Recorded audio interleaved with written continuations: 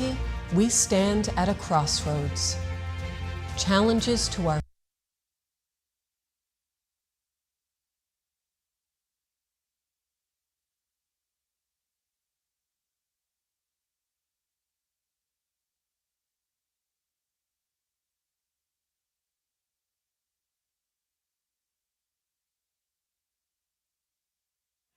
We're nearly there.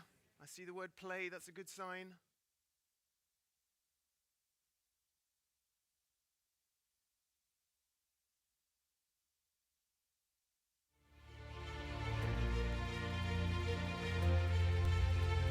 Our world is changing. Amidst uncertainty, we stand at a crossroads. Challenges to our freedoms emerge daily.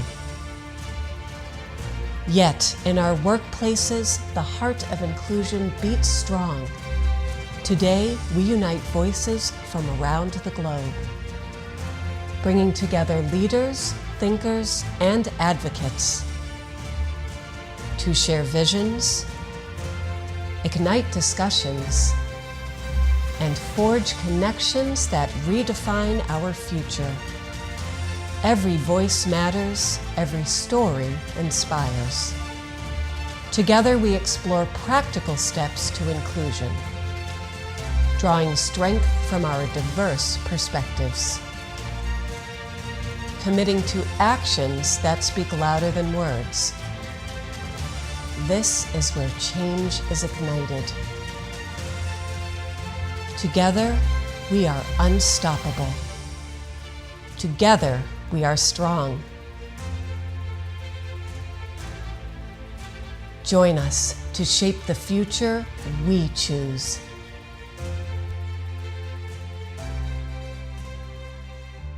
Yeah. Oh, that's lovely, huh? Yeah. Together we are unstoppable. Love that line. Okay, for an official opening statement, it's my pleasure to introduce the Executive Director of Workplace Pride. Please give him a massive round of applause, David Pollard.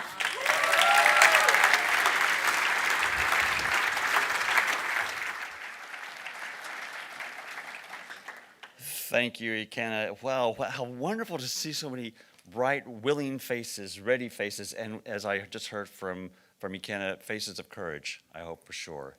So welcome everyone to the 2024 conference. I always like to start off with good news and bad news. This time I'm going to start off with some good news. As we all know, marriage equality has been approved in Estonia and Greece this year, and Thailand is on its way, as we're going to hear soon. So big round of applause for those countries. I mean, that takes courage. That truly takes courage. However, there's always bad news, as Ikenna was saying as well.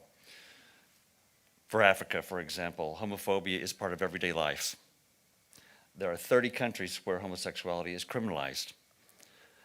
In the United States, there are 516 bills under consideration now that are anti-LGBT, according to the American Civil Liberties Union. 516 bills in that country. It's shocking.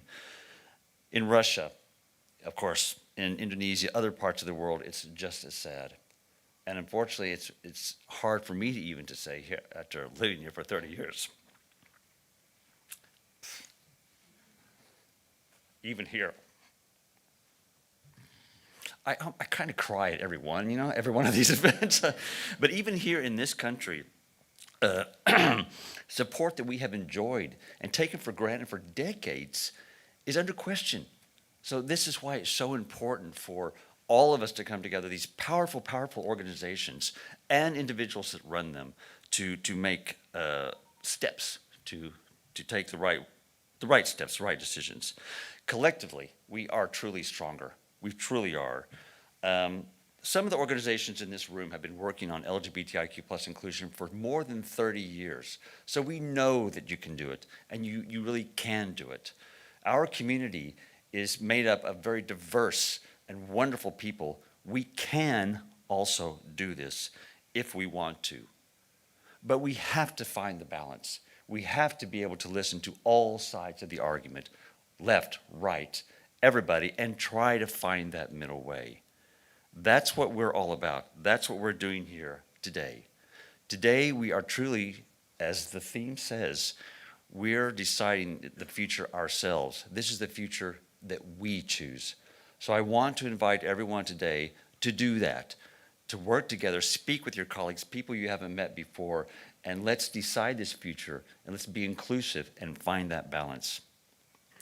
So to start us off on this journey today, I'm very, very happy and quite honored to introduce the Netherlands Minister for Climate and Energy and the Deputy Prime Minister, Rob Jetten.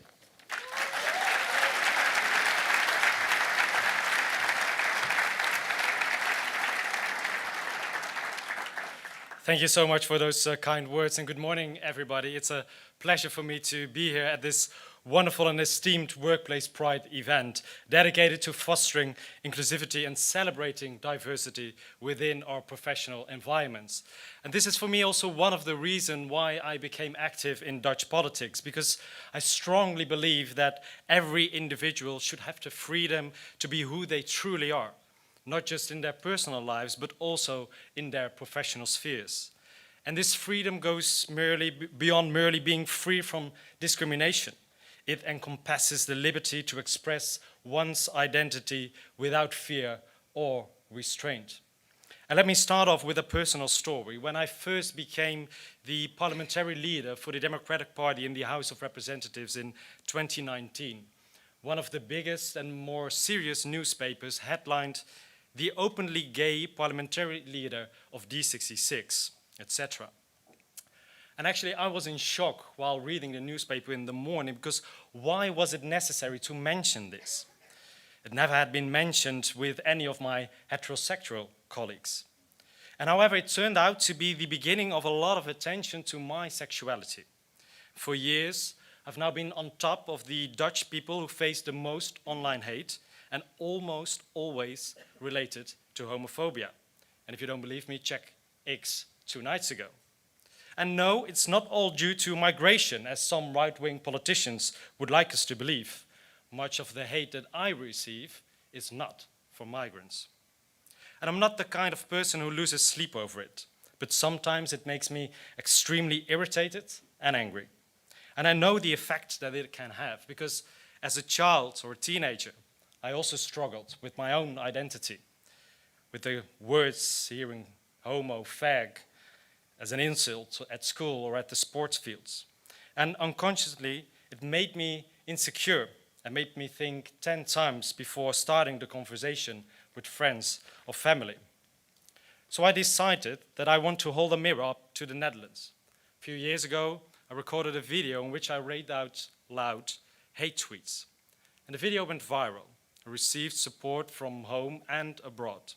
And it was, of course, nice, but I was especially glad that the conversation started about unchecked homophobia and the role of the bystander. How do you intervene when you see something like this happen online, public life, at the workplace? And additionally, I was happy with so many messages that I received from young and old, people in and out of the closet who wanted to share their story with me about the support that they did or did not have in their own environment, about the inspiration that they drew from role models, about bad and good examples at school, at work, and in the family. And I still receive these messages today, and they motivate me to use my platform as a politician, whether it's as Deputy Prime Minister or in a few weeks as opposition leader, to fight for the emancipation of our community, because I'm now in this privileged position, so I must do something useful with it. And so can you, as CEOs, managers, HR people. You can do it too. And I love the opening words, let's all be courageous. And it is extremely necessary. I will give you some boring numbers, but important numbers. According to a 2019 EU survey, and I think the numbers today are even worse, 26% of LGBTI respondents had hide their identity at work, 26%.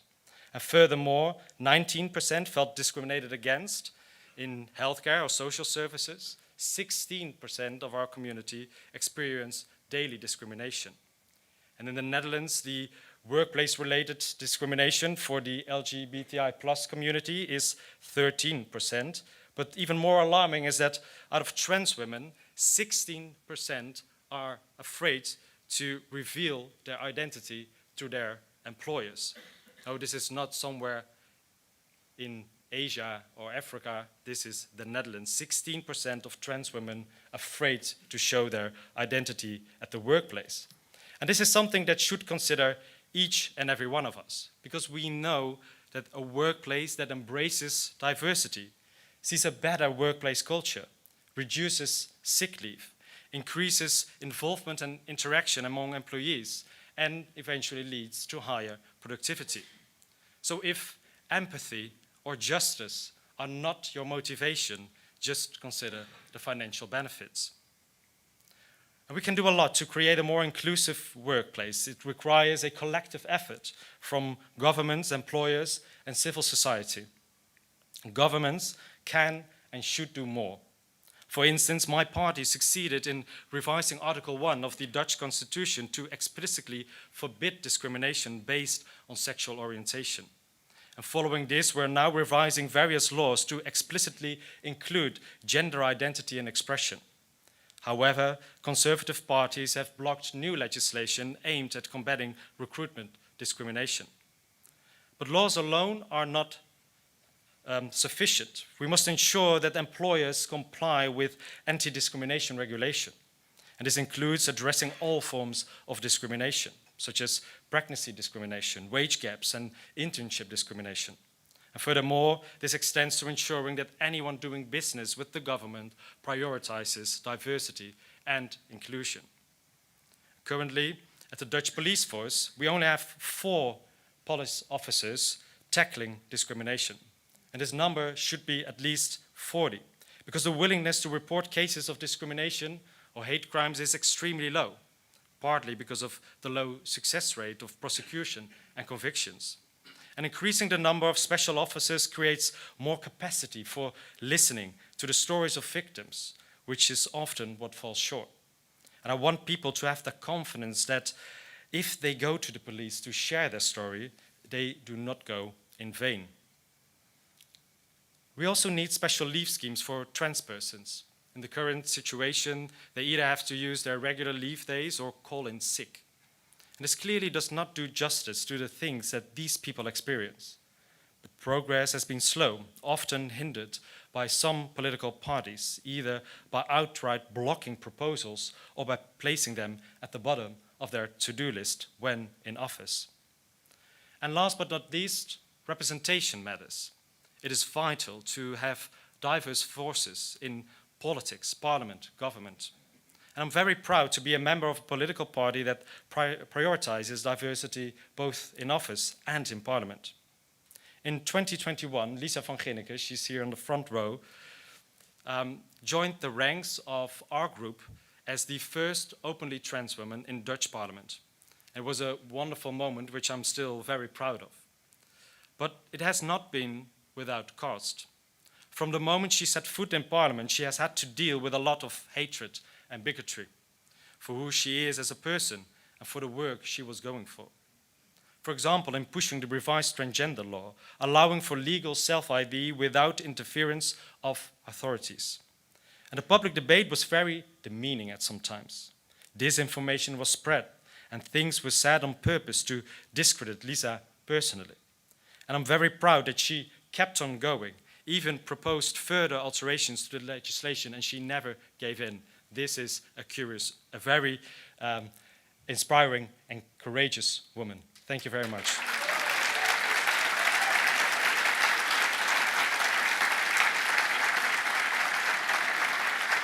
So, let us all be a force for the opposite by connecting, have patience, show understanding. A Muslim, a trans person, a gay man, a lesbian woman, and a conservative Christian sit on the couch. No, this is not the beginning of a joke. It was an actual meeting that took place earlier this week.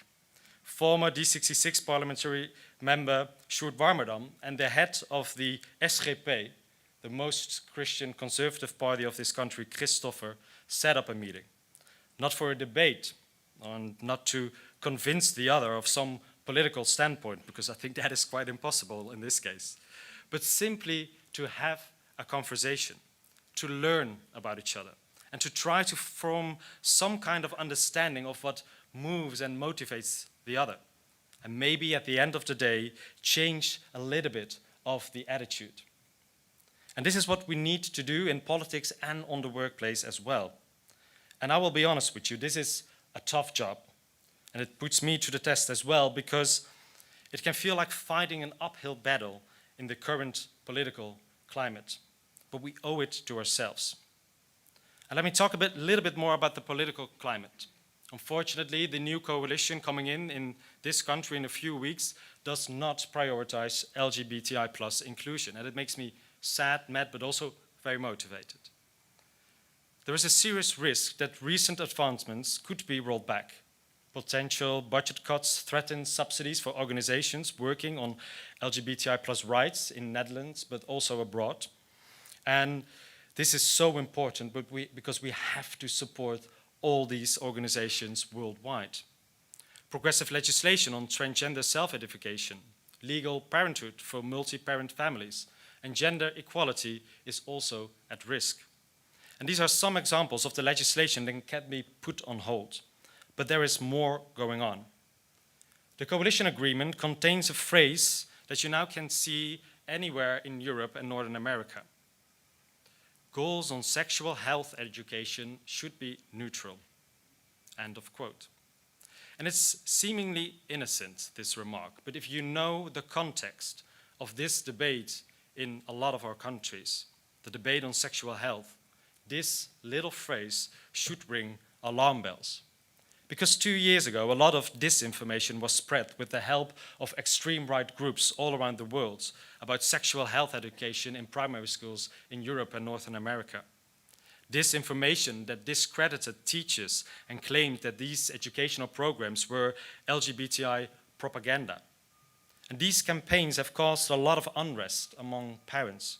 It has taken a lot of effort to debunk this information and the rumors that were spread.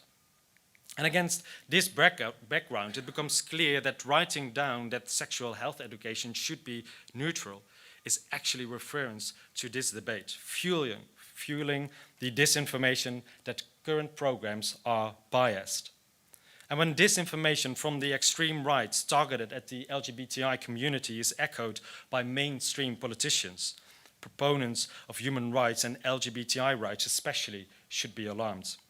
Because it creates an atmosphere of distrust in which it becomes normalized to refer to our community as a type case craziness, as a leader of a Dutch political party a few weeks ago said to me in Parliament. And letterbox for the Dutch-speaking people. This can become a negative spiral in which the position of LGBTI persons is marginalized. And what worries me the most is not so much the language of the extremes. It is the way in which their behavior and language influences the regular conservatives and the mainstream debate, not only in the Netherlands, but take a look at Poland, Hungary, and what's happening in Italy. We should stand up for it. It's a challenge for all of us to keep on fighting for progress. But luckily, there is also some good news. In 2001, the Netherlands was the first country to open civil marriage to same-sex couples. Thank you very much, Boris Dietrich.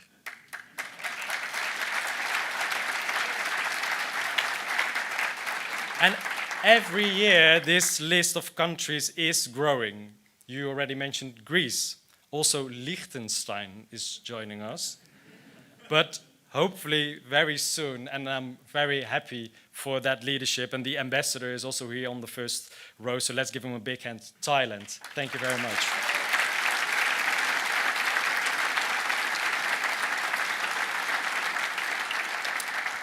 Because when governments, businesses, and civil society cooperate, we can continue to expand this list even further.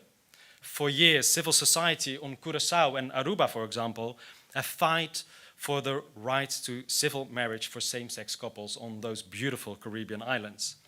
And they've received a lot of support from businesses, such as travel agencies as Corendel, which has many LGBTI employees in this part of our kingdom. And they have supported the to fight this legal battle, standing up for their rights against discrimination. And next month, the High Council will give their final verdict for Curaçao and Aruba. And obviously, as a Deputy Prime Minister, I cannot make any comments on judges' decisions, but you can imagine my hopes.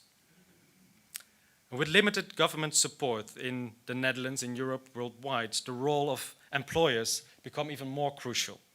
Visibility is key. Employers must ensure that LGBTI employees feel safe expressing themselves. Taking the initiative and maintaining the conversation about diversity and inclusion is more important now than ever. And there are some amazing exemplary initiatives that are fostering inclusivity and celebrating diversity within our professional environments. And these efforts are crucial in building workplaces where everyone feels valued and respected.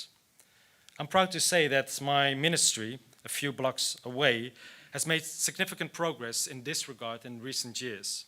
A great example is our vibrant Pink network.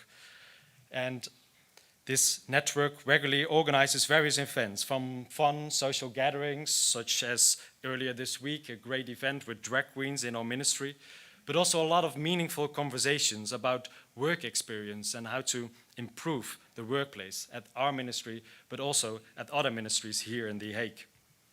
But we are not alone in these efforts. I know that many companies that are present here today are organizing similar activities. And these initiatives are essential in fostering a sense of belonging among employees and celebrating the diverse talents and backgrounds that each person brings to the table. Moreover, it's incredibly valuable to bring people from different companies together, such as we're doing at the event today, because such gatherings provide an excellent opportunity to learn from each other's experiences. What can we learn from other organizations? How can we unite as employees within a specific sector to form a strong front advocating for inclusivity and diversity? And these are the questions we should be asking and addressing commonly, collaboratively. So let us continue to champion inclusivity and diversity in our workspace. Fostering inclusivity and celebrating diversity are not just buzzwords, they are essential elements of a thriving personal environment and professional environment. Let's continue to support and uplift each other, learning from the best practices within our organizations and beyond. By doing so, we're not only creating a better environment for our employees, but also pave the way for a more just and equitable society. Because remember, when everyone can be themselves, we all can succeed. And to put my money where my mouth is, I would like to announce that D66 will sign the charter as the first political party. So,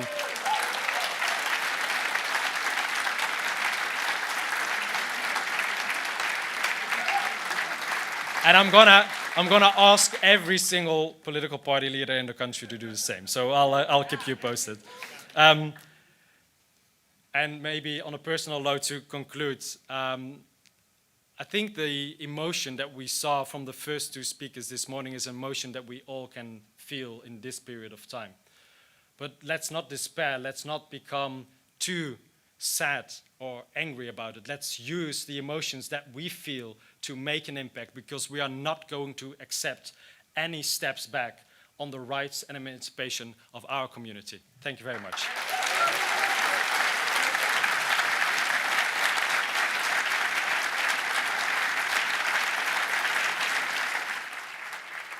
One quick question.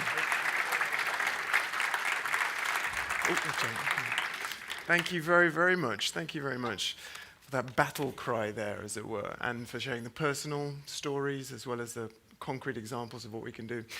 Just before you head off, though, I mean, as someone who you meet, you talk to all the political key players, can you share with us, like, give us an insight into what's behind, what's driving their conservatism? Is it ideology? Is it opportunism? Is it fear of change?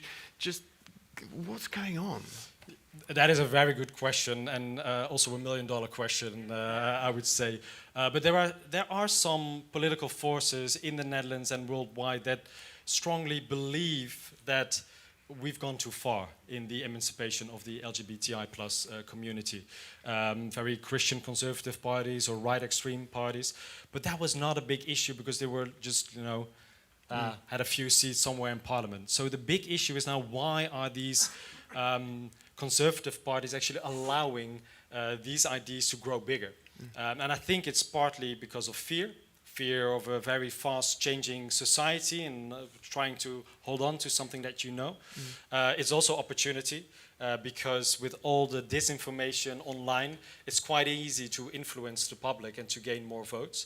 So we also have to do better. I think I'm really struggling how to reach out to more people online to make sure that if you're in a bubble with all these right extreme politicians, that sometimes I'm also popping into this bubble, so you can see that there's also an alternative. But the one thing that we should not do is stay silent. So every time when you see homophobia online or in a public debate, stand up and speak out, because otherwise it gets normalized. Yeah, call it out. Now, thank you very much. Once again, Robiette, everyone. Appreciate it. Thank you.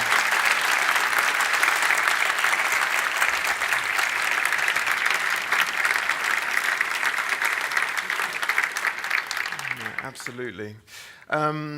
Okay, time now for our first panel conversation, everybody.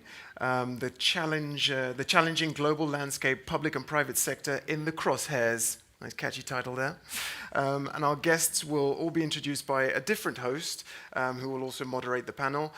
So please give him a big round of applause. He's the Senior Vice President of Research Networks and the Academic Ambassador at Elsevier. He's also the Co-Chair of Workplace Pride, Michiel Koolman.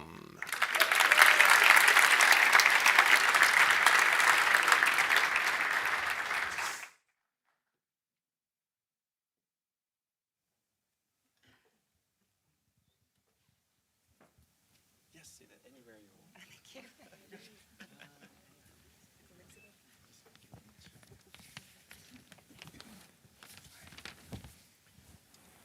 So what I actually take from this great opening speeches is a call for action. And how can we as governments, as corporate world, as civil society shape the future we want to shape? A future where workplace inclusion for the LGBTI community is just the standard. And so I'm very happy that I have some very impressive representatives, both on the government side and also on the corporate side, who are going to answer all those questions, which I'm going to ask them momentarily. So quickly, I will introduce the panelists, so you know who's going to be with you for the next half hour. So right next to me is Siri Nomé, who's the Global Head of Diversity, Inclusion and Belonging at ING. And I should mention, ING was a member of Workplace Pride from day one.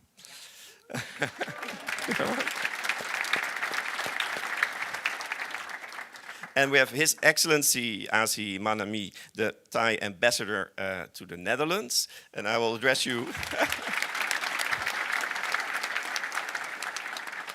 I will address you as Koen Assi, so that's all right. And then we have Margot Slattery, who was Group Head of Diversity and Inclusion and Belonging and Social Sustainability at ISS.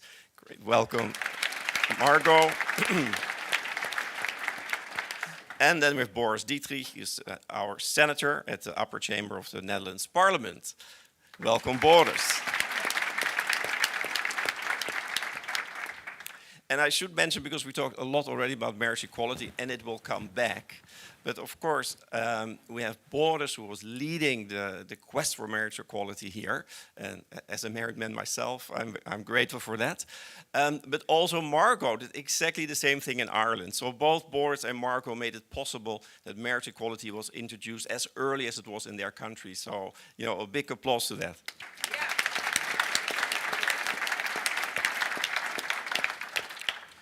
So maybe I will just start immediately with you, Siri. Yeah, the task is clear, right? What a call for action. You represent the corporate world together with Margot. So what is on your agenda? And we have to share the microphones. Okay, yeah, I did that way. Okay, thank you. What's not on the agenda? A lot of things on the agenda. I joined ING just over a year ago and spent a little bit of time trying to understand what its challenges were, what its opportunities had been, its achievements. And in the now 12 months that I've been at ING, I've seen a lot of change already. I think we've accelerated, we've focused, we've prioritized what we're working on. And in the context of LGBTQI plus inclusion, a lot has really accelerated. I'm delighted to have, for the first time, one of our biggest achievements is sponsorship from our organization for the leaders of our employee networks to all be here together today from all over the world. So applause to all of you. Oh, amazing. And the level of sponsorship we have received from the very top of the house has been consistent. We didn't have to ask twice or even once, and really active allyship and active inclusion through also our very bold, I would say, annual but consistent external campaigns around LGBTQI plus inclusion, which does sometimes incur some hate on social media, but we didn't pull back. We remain steadfast, and I think that's very important as well as we start moving towards advocacy. And of course, we always look after our own people first, but we know that we're part of a broader society and we have a role to play. And the challenges were here in the Netherlands or on a global scale? Oh, on a global scale. As mentioned earlier, and I'm sure it'll come up again, the world is unfortunately not becoming a friendlier place, far more volatile, and for some reason our identities are being politicized. It wasn't that way always, but now it's part of the political game for some people to take advantage of, and for some reason people like to hurt others. God knows why. And it shouldn't be that way, and we think we have a role to play. And internally, we have still a lot of work to do. This is a continuous, relentless, deliberate effort that we have to take. What are your biggest challenges like which you face internally? So I think internally, there are some colleagues who don't understand why we still have to focus on inclusion for this community.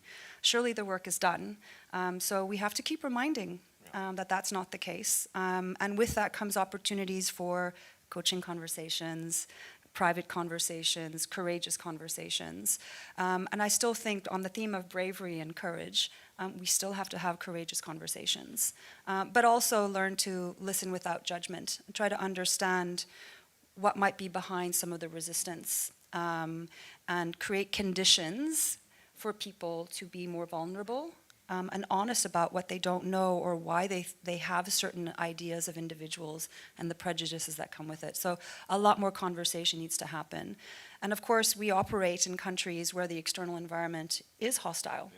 And we need to think about how do we create conditions there of safety for our employees and encourage allyship. I think if we start with some of the universal concepts and not even talk about diversity or inclusion or belonging, which may feel academic or lofty principles, but just basic human respect for each other. Hopefully people cannot disagree with at least those fundamental principles. Yeah. Great, thank you so much. I'll move on to Koen Assi. So in Thailand's lower house, we already heard the bill has been approved to legalize same-sex marriage. It's now up to the upper house, so maybe you have some insight that you can tell us what's going to happen. But we're also very curious, what is the impact, of marriage equality on Thailand as a country? Okay, thank you very much, Michael. And first of all, very good morning to all of you.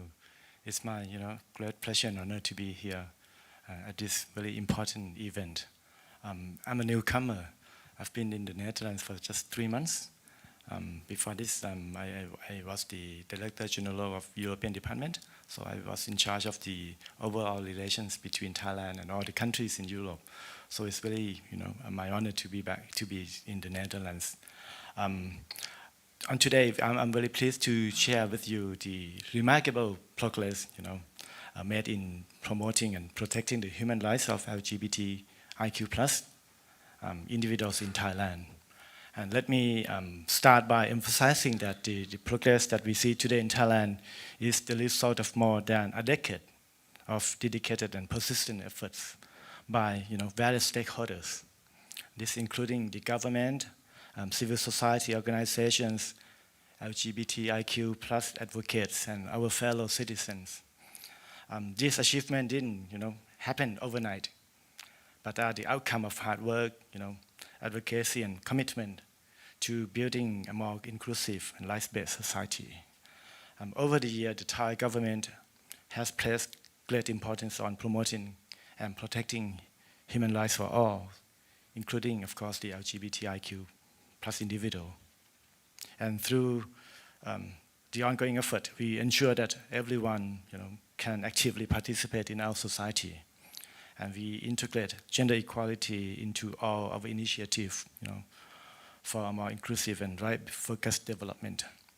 And as you mentioned, we have significant milestone in this journey, which is the enactment of the Gender Equality Act way back in 2015, which provided a legal framework for protecting our individuals against gender-based discrimination.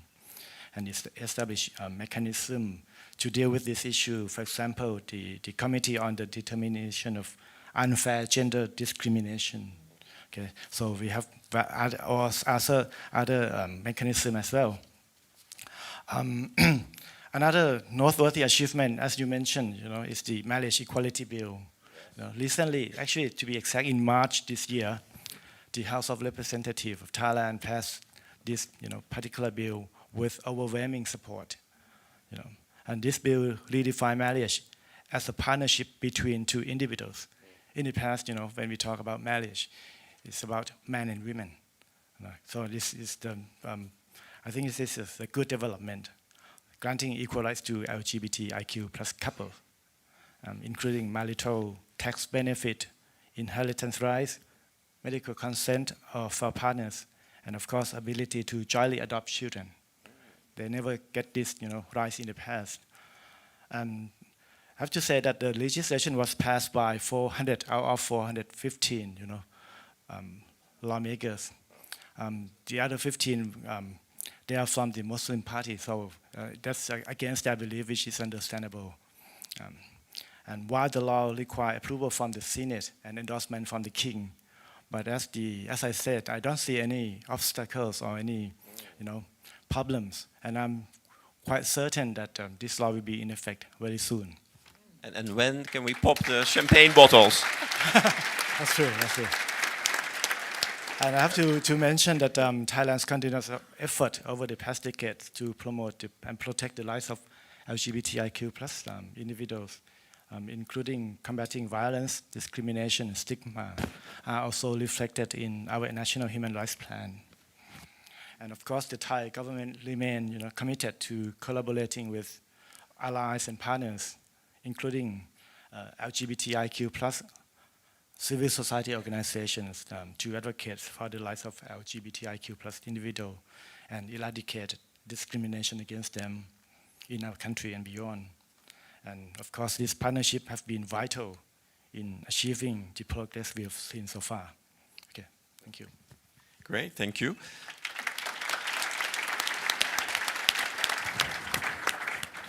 So, is Thailand kind of now following Taiwan, right, as a trailblazer on marriage equality in Asia? Do you think it's going to change the minds and maybe hearts and laws of other Asian countries? Of course, the case in Thailand can be a powerful example, for other countries to follow suit. So I believe that many more countries will follow us to help protecting the right of LGBTIQ plus individuals in their countries. All right, thank you. Margot, over to you. Of course, you have an impressive corporate career, but let's start first with the marriage equality in Ireland. Anything you want to share? I mean, how did you achieve that?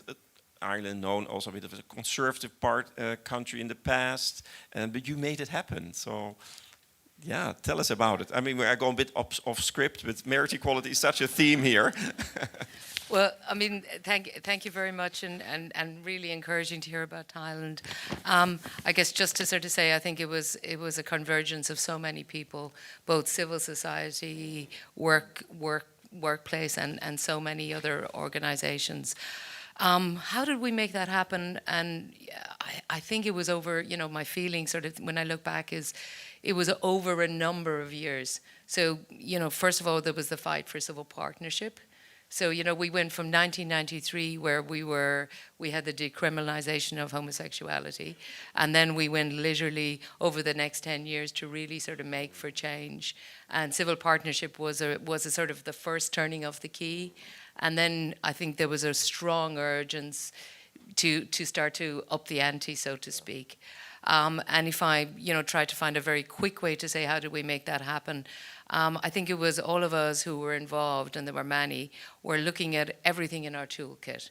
So my personal involvement was very much from a business perspective, and to try to bring a business discussion into it. And when I think about it, it was sort of, you know, going to meet leaders where they were, having conversations. Quite often you would stand in the scenario where the first person, or the first time you'd meet, you'd get that sort of, you know, why they couldn't. I never took no for an answer. And I remember, you know, and this is, I suppose, the feeling around this, the first time we asked business to come to convening, there were perhaps 10 people in a room in Temple Bar in Dublin. And by the time we got to on or around April 2015, a month before the vote, we had 250 and our Prime Minister in the room. And that was literally conversation by conversation by conversation. And you thought about things like you said, you know, you talked about employment. So we talked about big, large companies. Could they attract people into Ireland anymore? Were we going to have the right kind of climate? Was it a great place to live? What did it mean for society? So it was those conversation by conversation, and sort of really looking at things like growth, attracting the right kind of growth to Ireland to the future, and what kind of country did we want to have. And it was surprising, because even those who we perhaps thought were going to be really negative, and there were a certain amount of both politicians and private individuals, when you sat down in the room with them, and when they were, you know, they took off the shackles, so to speak, people were open. And we always sort of talked about respect. We didn't sort of get confrontational. And that was, I think, the thing that made for change around business anyhow. And then, sorry, just a couple of quick reflections. I suppose I'm thinking this morning, you know, about over the European elections. And we're a little outlier because we're this country on the, you know, there's the UK and there's us. So, you know, we have to always find our way back over into what we call mainland Europe. So when someone says to me, for instance, in Ireland, they talk about the mainland, I always see my mainland is Europe. And I feel more at home today. I'm very proud that Ireland has voted, and our voting seems to be coming out pretty strong, that we've said centre and probably more centre-left. And I think that is because we constantly, and you know, I was very interested listening to the Minister here this morning, and I'm ignited about the courageous conversations. We keep having these conversations, and we never stop pushing. And we need to continue to do that. And maybe my last reflection is, our Prime Minister was at something the other night, our Taoiseach Prime Minister, Simon Harris. You know, I was very, very proud. He was talking about, we have to take on the right wing, we have to take on these conversations about immigration, and we have to get involved, and we can't stand back as bystanders. So I think that's incredibly important as well, and it's the same about our rights. The minute we start standing back in the room, I think we fall down. Absolutely. And you even had a gay Prime Minister, right? Absolutely, and hopefully more to come. Yeah, exactly.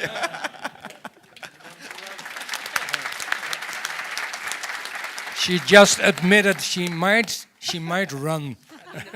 There's nothing like political aspirations. Okay, borders. I mean, the world of politics. So tell us. So I mean, I'm also a bit curious about, you know, marriage equality and what your take is on this. I mean, you heard some different stories, you know, how it was done in Thailand with success, in Ireland with success. Of course, you were the very first in the Netherlands. So what were the success factors there? I do understand that you want to talk about marriage equality, but in the Netherlands, it has been passed 23 years ago. So actually we are now focusing on the future. And so if you allow me, I would actually like to talk about... You're bridging to the theme. Yeah, the future you choose. Okay, go ahead. Well, there are so many rainbow families in the Netherlands. I live very close to a school in Amsterdam, and when I look at the parents who are waiting for their kids, it's sometimes two mothers or two fathers or two two fathers and a mother, or, you know, there's a whole mixture of parenthood. And I think it's very important that we raise the issue that those children, they really need to have a legal representation with the parents who are educating them and taking care of them. So politically speaking, I think it's more important now in the Netherlands not to talk about marriage equality anymore, because that's the past, but how shall we take care of those kids through new legislation that acknowledges rainbow families. And great. And are new laws being introduced? So what well, are? yeah, so that's a problem, of course. We have a very active LGBTI plus movement in the Netherlands called COC, and every time when parliamentary elections take place, they have this rainbow agreement they present to political parties. And many parties, not all of them of course, but many parties do sign what's in that statement, in that agreement. And one of the topics is, you know, legalizing rainbow families. But unfortunately, the coalition that is now going to govern this country as of the 1st of July, I believe, well, no, they are not very enthusiastic about this topic. So that means that we have to actually start the debate also in public life, through organizations, through companies, businesses, because we're all in this together. And it's not something of a, you know, a group of politicians. No, it's society that really needs to protect children against all kind of things that might happen if their relationship with their parents is not legalized. Oh, no, great. Absolutely. Couldn't agree more. Marco, can I get back to you? Because of course, you talked about the civil society angle, but you have an extensive corporate career as well. Do you see any lessons where like the corporates could learn from civil society or work together? So did you use any of those skills you used actually, you know, to make sure that marriage equality was introduced also in your corporate career? And how does that then kind of link to our common theme here for LGBT workplace inclusion? I think, you know, and it picks up on some of what Boris is talking about. I think it's really important from a corporate perspective and civil society and government to make sure that there's a constant dialogue and that we keep that dialogue really, really fresh all the time. And so that, you know, we're not sort of sliding down and saying it's all okay. And, you know, I was doing a panel like this in Dublin the other day, and we were talking about LGBTQI leadership, and again, having leaders in organizations, because we've been very good, I think, in Europe around pushing for gender equality, and of course, it's a given, I'm sure that I'm a strong supporter, but I don't see as many leaders from our community in roles, in particularly in corporate life. So we need to make sure that that becomes a really key topic as well. And then I think the learnings are to, you know, make sure that people are informed, that, you know, for instance, one of the things in corporate life is that we tend to have so many focuses and the, you know, business is always under pressure. So what's not talked about and what's not sort of highlighted gets pushed back, and we need to make sure we do that. You know, I had a very key example last night. One of our community was walking through London, and she had her rainbow laces on her trainers, and she got spat at in London last night. And she put something up on our LinkedIn. And what I was really sort of, I suppose, felt very enthusiastic about was that our CHRO straight away put something on saying, that's terrible, I feel really bad for you. So we need to keep those conversations engaged and constant. Great. And specifically at ISS, so what are kind of your major achievements so far, and where do you see your challenges when we shape our future? Yeah, so in ISS, and I think just like any other organization, we're 360,000 people, and I see Patrick here from Sodexo, where I worked before, and in our industry in FM, it can be difficult because you work on low margins and you're trying to do many things. So our achievements have been in the first and foremost part to sign up to the Treaty of Amsterdam, to get absolute agreement from our company about standing by our values. Our CEO, Casper, has been our Pride sponsor, making sure that he's constantly engaged. So those might seem small things, but they're actually incredibly important. We've Absolutely a very crucial. Executive support, I mean, Yeah. absolutely crucial. And then making sure there's funding for the work we're doing in the NGOs that we support and work with. And then particularly supporting the parts of the world where we're perhaps feeling, our people feel less able to be themselves. So one of the things I've asked our CEO and our CHRO to do, and our ExCom as well, is that when they go to countries where it's not legal to be your whole self, then that they will do roundtables, that they will do a lot to make sure that they signal, so even wearing their lanyard, which everyone is doing this month, etc. But it's not what happens in June, it's what happens in July and August and the rest of the year.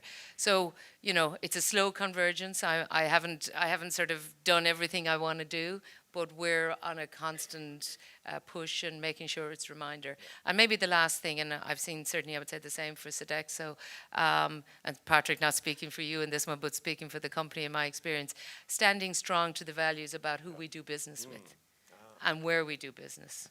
So, it's turning down sometimes opportunities that might seem like a great $1 million opportunity, but maybe it's with an organization who's asking us to stand back on our values. And I think that's incredibly important. It's all about values, absolutely.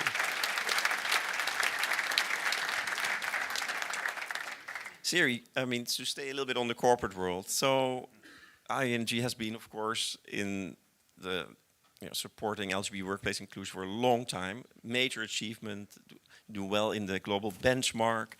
So what's next? What are your challenges still going forward?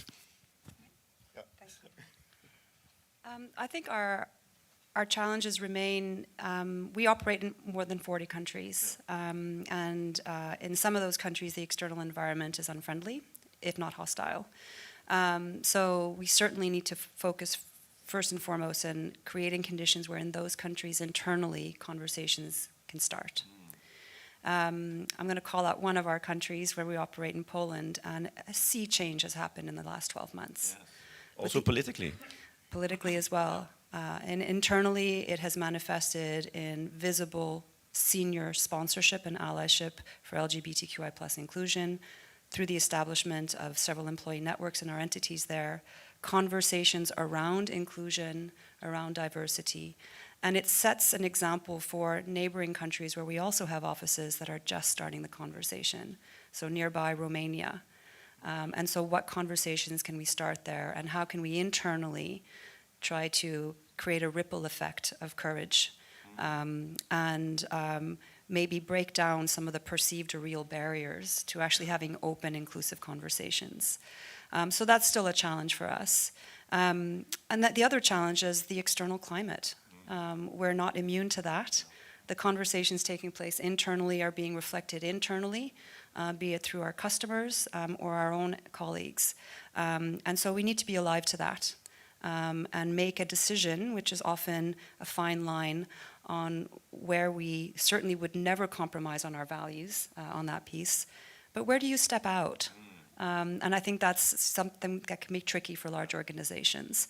And I think collectively we're still trying to figure that out. And I know there'll be many conversations about that. Great, thank you. So I think we're almost in the final round. So I would like to ask the panelists. So, the title of this panel is The Challenging Global Landscape, Public and Private Sectors in the Crosshair. So what is your main key takeaway you would to share with the audience? And I start with Boris. Well, as a politician, I would say we will get a new government, and they have announced that they will cut the budget of development aid with 2.5 billion euros per year. And a lot of development aid organizations like HIVOS or COC, they support LGBT groups in Africa, for instance. It's a massive setback. Yeah. A massive setback. This is just unprecedented. For decades, the Dutch government has supported LGBTIQ plus rights in other parts of the world through these organizations. If that budget is cut, that also means that in those countries, brave individuals who are fighting against their government or in their society, they will lose the battle. So this is something I'm very worried about. Of course, we live in a democracy. The Dutch people have voted as they have voted, but we shouldn't stay silent, and we should raise these kind of issues. So that's actually what my takeaway is to be courageous and to speak up and show what is just and what is unjust. And yeah, that's my takeaway. Perfect. Yeah, well said. Thank you.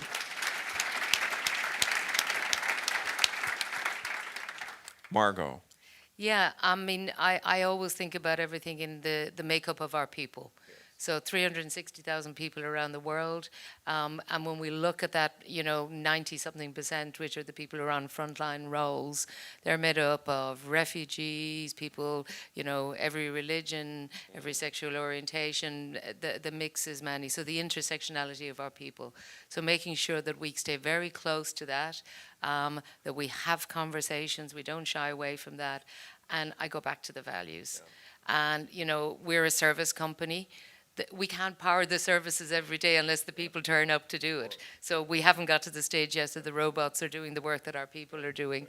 And so keeping engaged with our people and keeping that dialogue and staying constant. And my part is to be that agitating voice. I've been most of my life, and I'm probably a thorn in the side, and to continue to do that. Thank you. Catalyst for change. Thank you. Kunasi, what are your wise words for us? Okay, thank you very much again. I think the main point is that it's the need, for companies and government to team up in advocating for the LGBTIQ plus inclusion. When they work together, I think they can shape the policies and practices and attitude for LGBTIQ plus rights. This means, pushing for the inclusive law, running, awareness campaign, adopting inclusive workplace policy and all that. And I think by joining, force, they can make bigger impact and bring about, positive change and create a world that's more inclusive for everyone. Thank you. Great, thank you. Siri. I think that the courageous conversations need to continue, and I fear that they're going to continue for decades, and we mustn't stop that. I think also what's really important is for everyone to understand that we all have a role to play. It's not just the employee network leaders or people in my role and the leaders of the organization, but it's everyone. And some fundamental, easy, everyday allyship actions and behaviors that we can all take not only serves this community, but all communities. There are a lot of marginalized, underrepresented communities within any organization, in society and private, and everyone deserves some allyship, and we all have a role to play. And let's remember that the little things are cumulative, and the more they become natural behavior, you don't even realize you're doing it.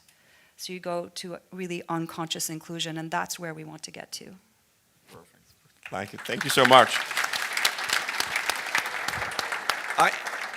We're a little bit ahead of schedule, so I think we even have time for a question from the audience. Oh, there's the timekeeper. I hadn't noticed you. Okay. Anybody? Stellar panel here. You can ask any question. Future of government, corporate world.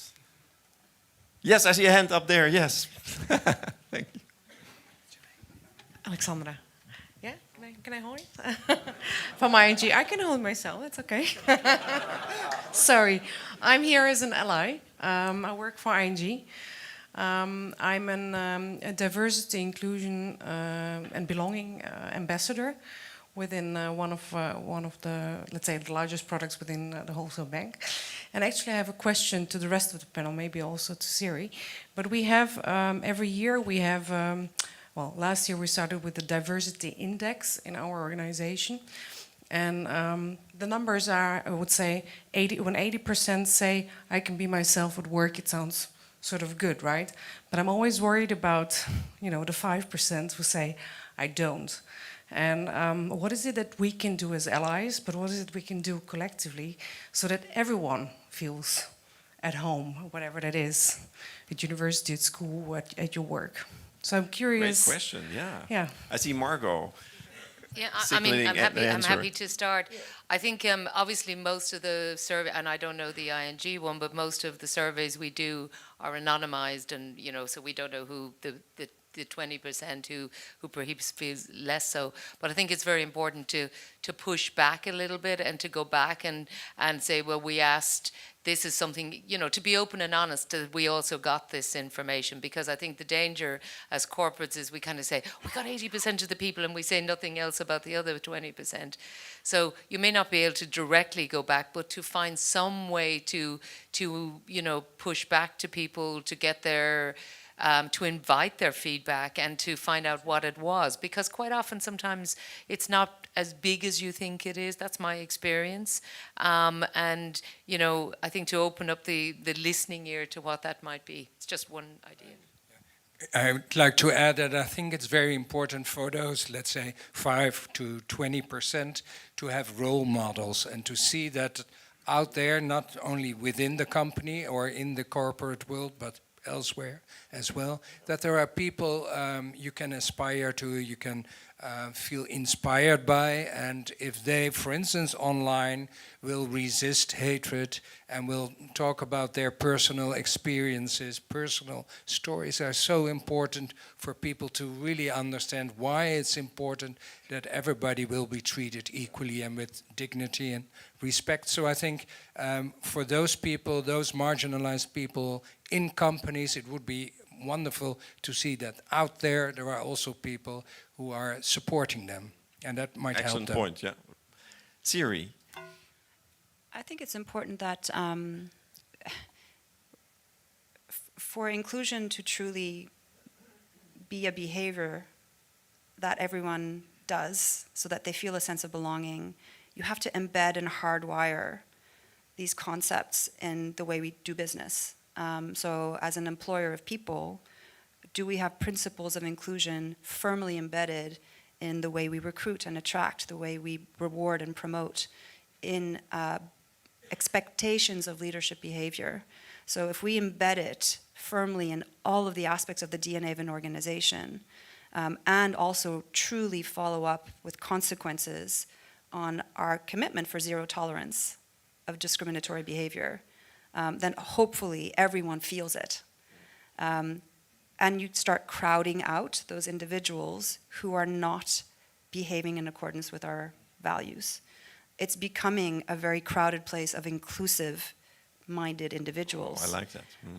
And it could be a generational shift, it could be an attitudinal shift, but the tide is clear. I'm very hopeful. I'm a glass half full person. But for me, if we start embedding it in and making it a non-negotiable, there's no choice. And there will unfortunately always be people who are marginalized, who feel excluded. And if we create conditions, I talk about conditions, create conditions where people can come forward beyond the anonymized opportunities to express yourself, find a place where you can speak to someone so we can address the specificity of what the individuals are experiencing. Thank you.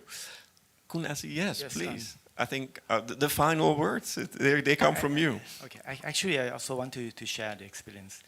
At the Ministry of Foreign Affairs of Thailand, we have many, capable gay personnel, and many of them, can reach their highest position. For example, we have many ambassadors who declare themselves gay, and this set a good example for others to open up more. And recently, we just recruit new diplomat who's the transgender. In the past, we never have this because when we talk about diplomat, it's about the image, okay? But now, what I want to say is that now it's more open. So it's based on the capabilities and others, qualification rather than their appearance. Okay. Great, thank you.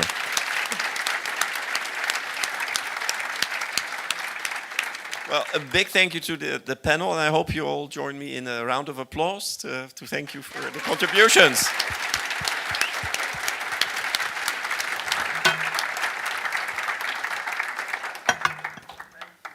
Thank you very much, everyone. Very wholesome panel, right? Lots of very valuable insights, and I think we're getting a sense of what the ingredients are to, it's all very well to say, yeah, be courageous, but we heard the need to be relentless, be stubborn, basically embrace your inner Margot, I think. That's what we need to do, right? Oh, she sounds annoying, right? And that's what we need, lovely. Okay. And now we're going to hear from someone else who's at the heart of BV Nederland, corporate Netherlands, to get a sense of what the challenges and opportunities are in the workplace. Please give a big hand to the global leader of inclusion and diversity, culture, leadership and talent at Aegon, Siobhan Martin.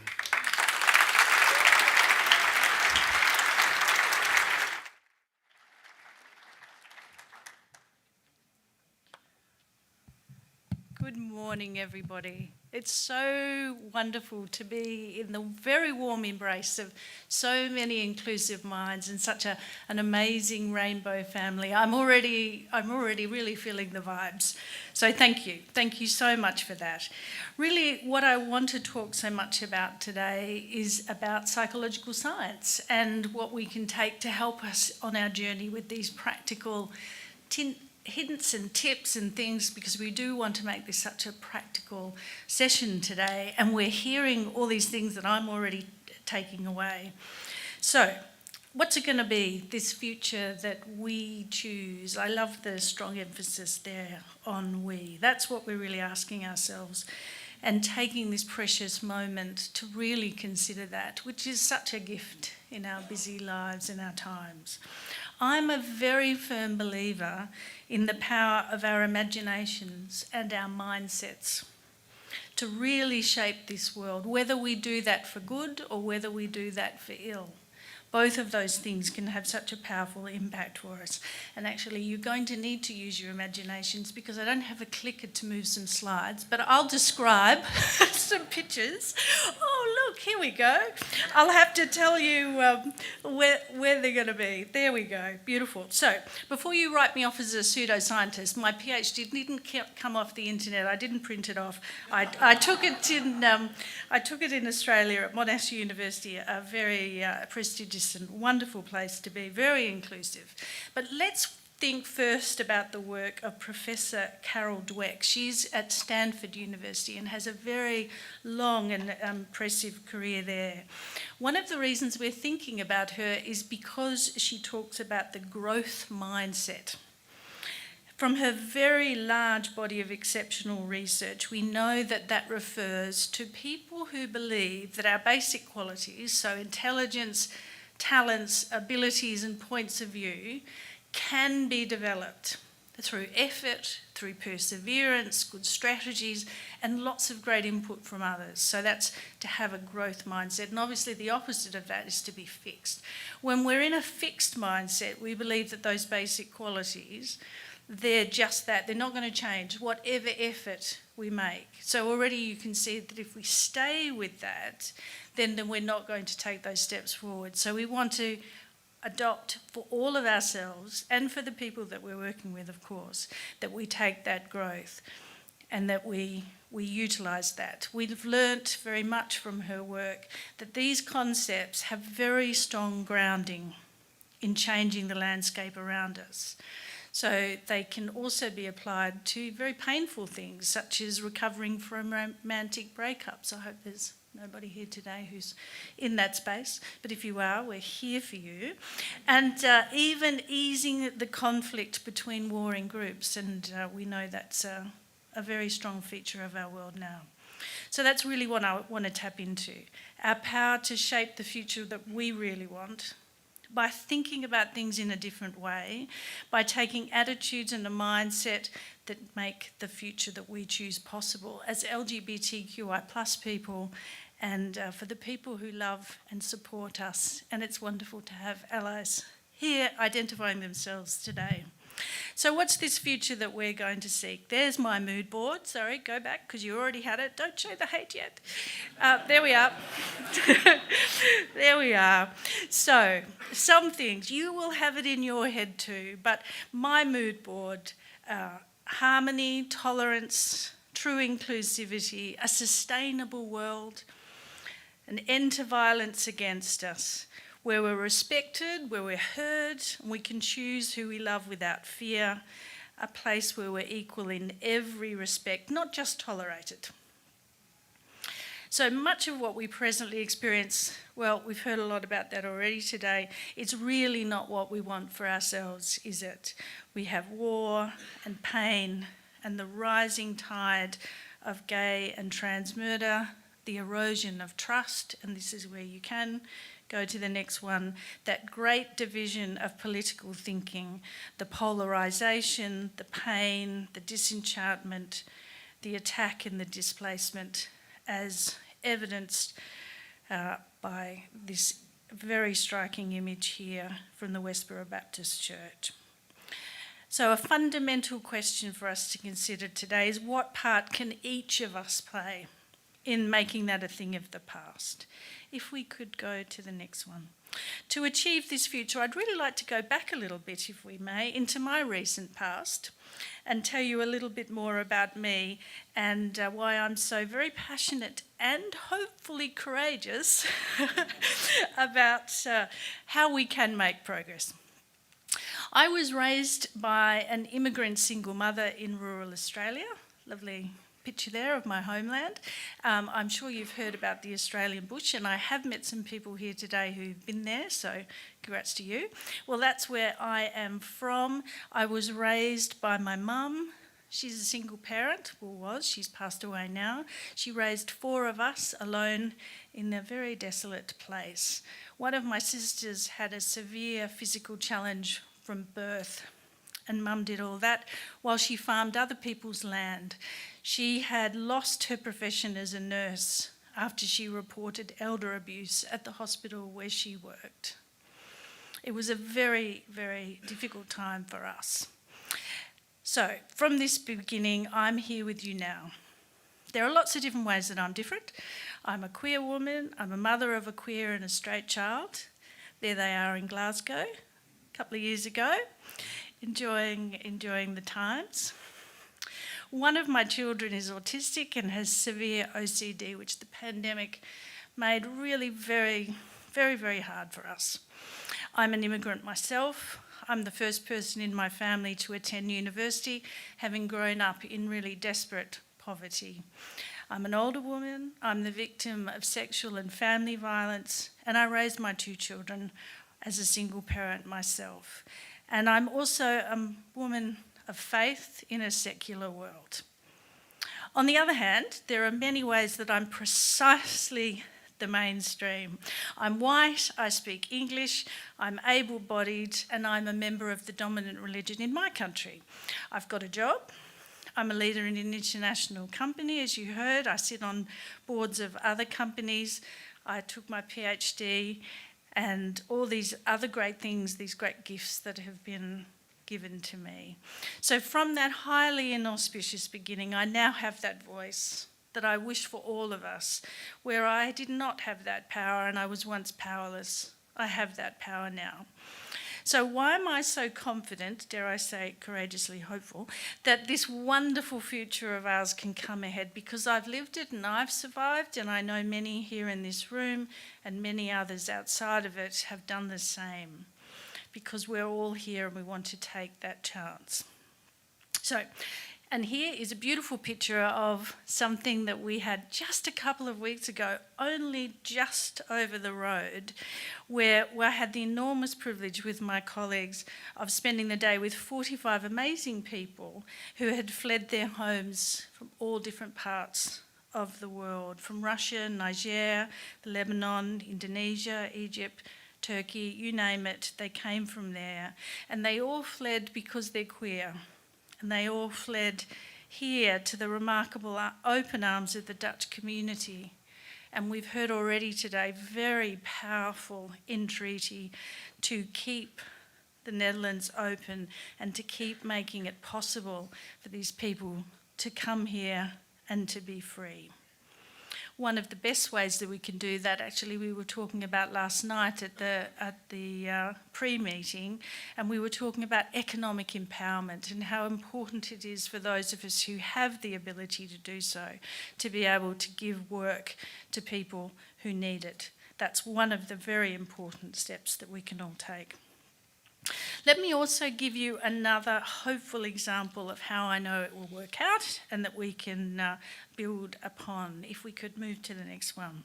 I don't know how familiar you are with the Church of England, but I'm going to take the leap that you have heard of Henry VIII of Six Wives infamy.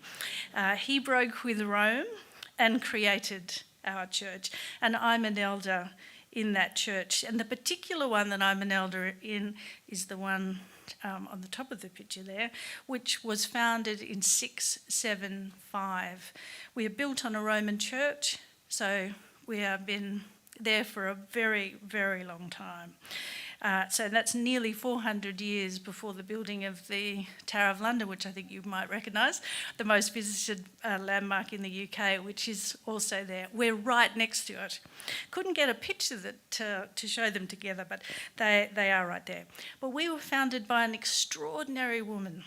We don't have her image, but this is how we have made it in an icon. Her name is St. Ethelburga.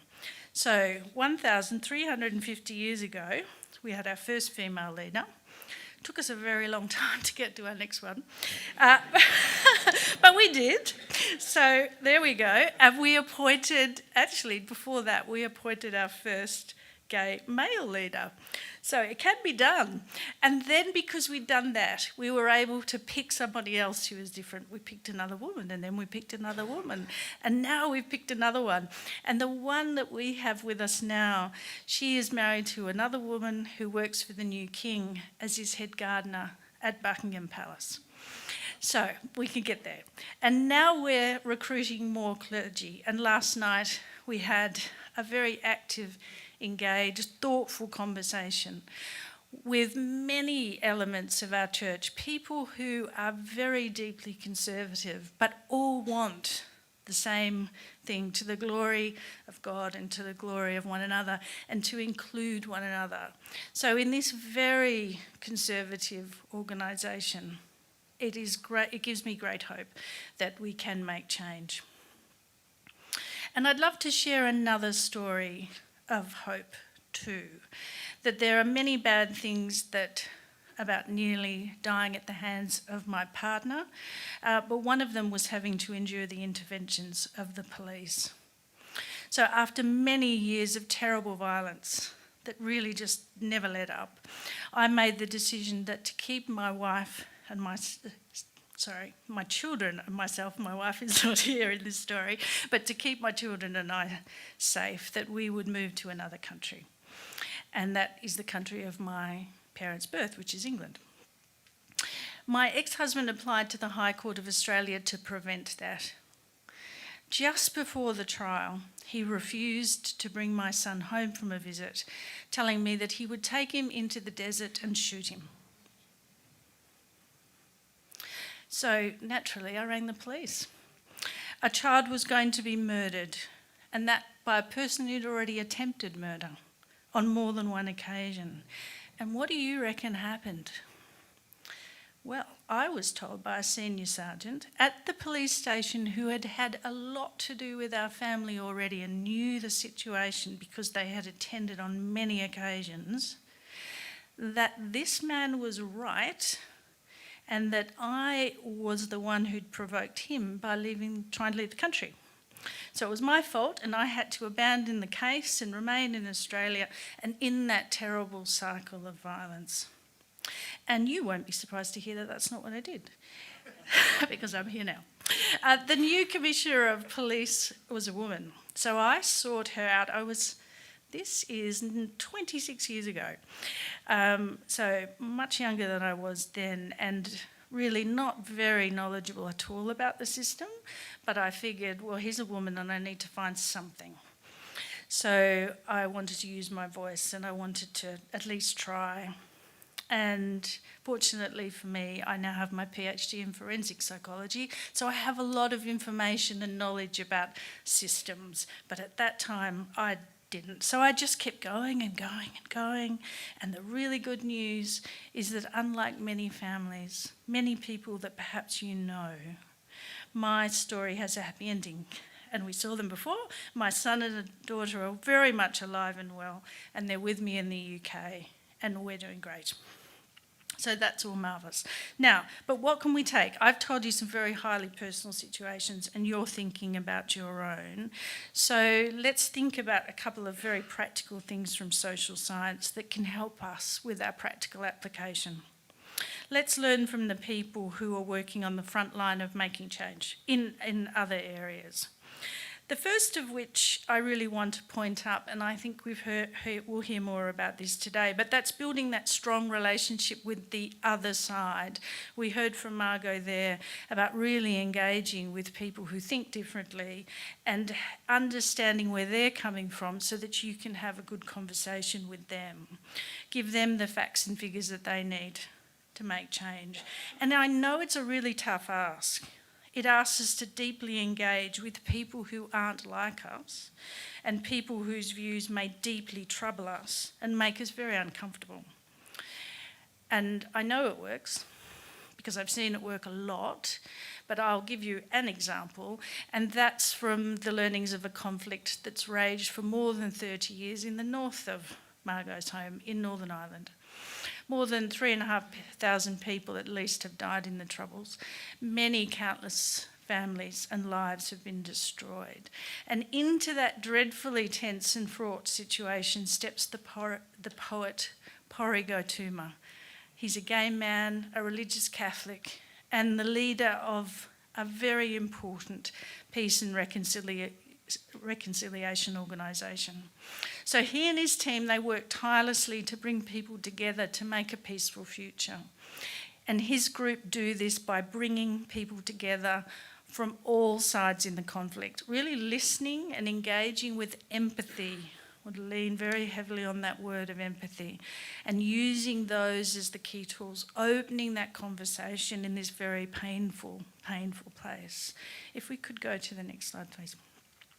We can learn too from David McCraney. He's a very distinguished American journalist and a podcaster, and I love the title of this, You're Not As Smart As You Think You Are. So seek that out. You will learn lots of really interesting things from social science and he's written a really great book about how minds change. Very practical about that. So David asked the question, in an age of dangerous conspiratorial thinking, can we rise to the occasion using our empathy? We ask empathy for ourselves and our lived experience. Now let's give it to others and theirs. Can we build a rapport network and a connection, a critical step of which is by not suggesting that the other person be ashamed of what they think or believe, but listening and asking those questions that might be very difficult to hear the answers to. And I realise that this is the tough part of all of that. And in the process, we examine our own deeply held beliefs. I'm constantly challenged on this.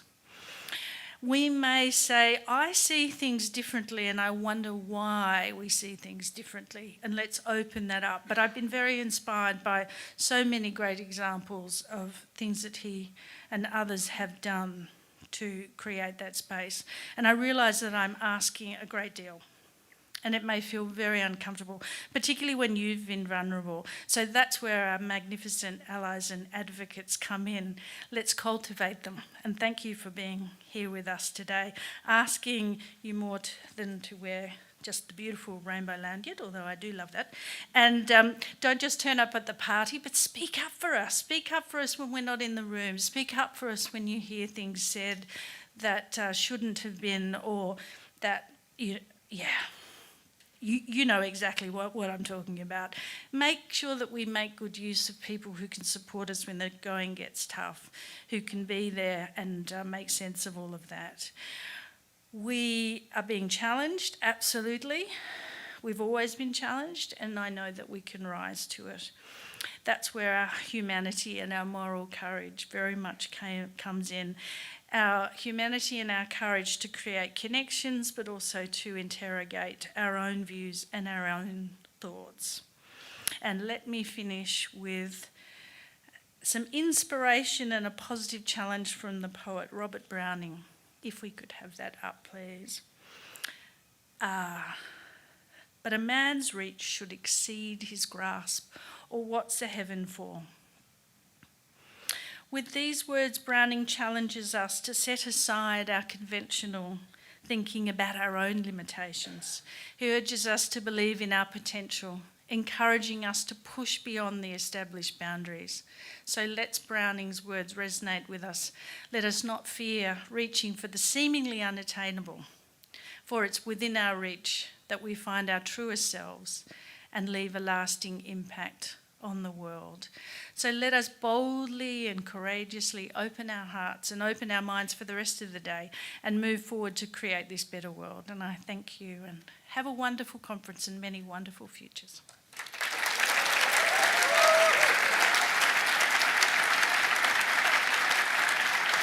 Siobhan. Take it, Mike. Thank you very, very much for being so vulnerable with all of us on stage. I'm very happy you're here and your kids look beautiful and also happy, so thank you very much for that. I don't know if Martin, do we have time for a couple of questions? Yeah, great, and maybe from the audience as well. I've got a couple. One thing that struck me is that we're talking a lot about being bold and courageous and stubborn and all that good stuff. But at the same time, what if there should also be room for people who are just fed up of having to do those things and don't want to be the bridge builder and don't want to be diplomatic and don't want to take the first step. What do you say to those sorts of people? I say that's a perfectly reasonable place to be, and that you, as long as you consider how long for, because there will be moments when that's just really not, because you won't be effective in it. Because if you're pushing yourself through into something that is beyond you at that moment, then it will be beyond you at that moment. And I think it's more damaging to you and possibly doesn't move things forward. And I notice that in myself when I realise there are days when I'm highly emotional and I'm completely fed up and angry about something. That's not the day to go and talk to my fellow board members or have a conversation online with somebody, right? That's very much not the day, because I will be tight and I will say things that I might regret, and then I might reach into some emotional thing and then I just, So put all that aside and find those times and those moments when you or somebody that you are able to be with can do it. Yeah. So you do need to, we all need to be the bridge builders. Is yes, we all need to be the bridge builders, but we need to find the right time in order to be able to do that and have the skill and knowledge and support for it. But moments will come and go, and that's why I say lean in heavily to other people who might be stronger in that moment or might have different set of knowledge, or who aren't quite as connected to it. What is connected? Sorry.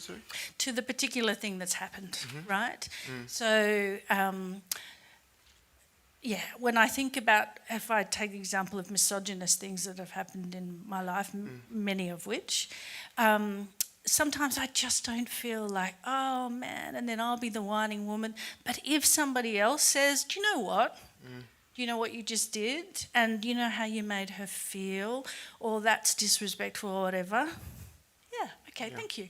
So that's another strategy, like, ask a friend or someone to say, okay, can you tell them I'm really pissed off with them? Can you? Yeah, really. We've got to use all the tools that are available to us. I don't want to lean too heavily on any one person at any one time. Yeah. We're a community and we have allies and friends too, and I think that that's really important to do that. But it doesn't put us off the hook for not developing those skills and having a go when we can, because we won't, Okay. We're not alone, I think, is the key message I want to give there. Thank you very much.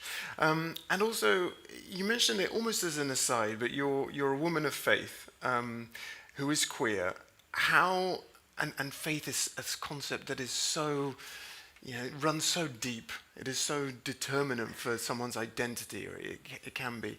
How have you built bridges with religious conservatives? Yeah, sure. And in fact, two members of my own team at work are religious conservatives, and we have a wonderful working relationship, I'm very happy to say. And in my own church, we work, which is based in the centre of the City of London, as you saw, we have a very strong outreach with many of all the faith-based groups in the city, the local synagogue and the mosque, etc., etc. It's a very important part of who we are. So one of the key parts of that is because we look to the core of, well, what do we all stand for and all serve? We are here for love, and that's the core of the respective messages of each of our religions, to serve God as we describe that. So then we put aside, but you do it this way and this way and this way. So one of the women I work with very closely, who I think is an amazing woman, is part of a church that doesn't believe that women can be clergy or that gay people can be clergy. That's obviously very different in mine. But what are we all here serving for? And she shows me great respect, and I show that to her. And we deliver great work together. We ask big, important questions. And what's that asked of me in the same way that's asked of her is to be open in our minds. And I think it's Brene Brown, the amazing... Love a bit of Brene. Yes, she always challenges to assume the best.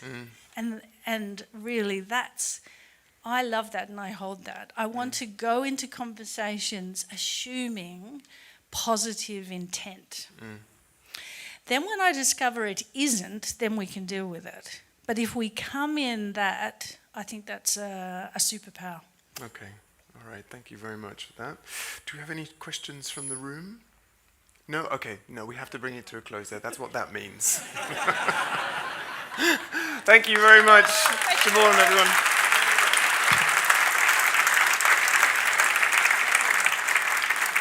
Okay, that brings us to the end of this morning's session. A few practical bits and pieces. There is a coffee break now until 11:15 for all of you, except that, and the morning breakout sessions will start at 11:15 and run until 12:30. The session you're going to is determined by the number that is on your tag, okay? So if you've got a 1 or a 2 or so on, that's the session that you're going to. If you don't have a number, then you're not signed up. Is it still possible to sign up? Yes, it is still possible to sign up, okay? Shh, just a couple more things. We're grabbing a few of you beautiful people to put your thoughts onto camera at some point, so be open for that and just don't drip any food on your clothes. Doesn't look great on camera during the break, so be polite when you eat, please. Following lunch, the afternoon breakout sessions will run from 1:45 till 3 o'clock. The open mindfulness session starts at 3 o'clock, so please register for that. If you haven't, there are a very limited number of spaces, and it was a big success last year, very positively received, so do sign up for that. And finally, be back here for the closing plenaries at 3:30, okay? So that's it. Go and grab a cuppa and get to work. Thanks very much.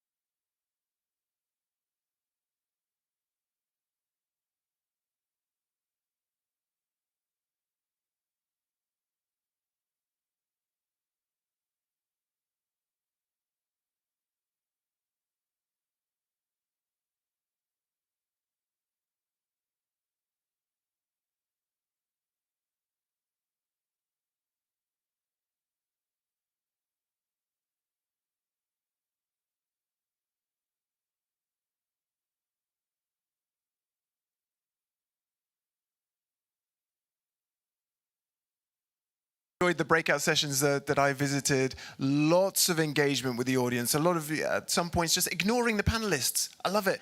Just a lot of conversation among one another. Really, really useful stuff that I've learned. I hope you've learned as well.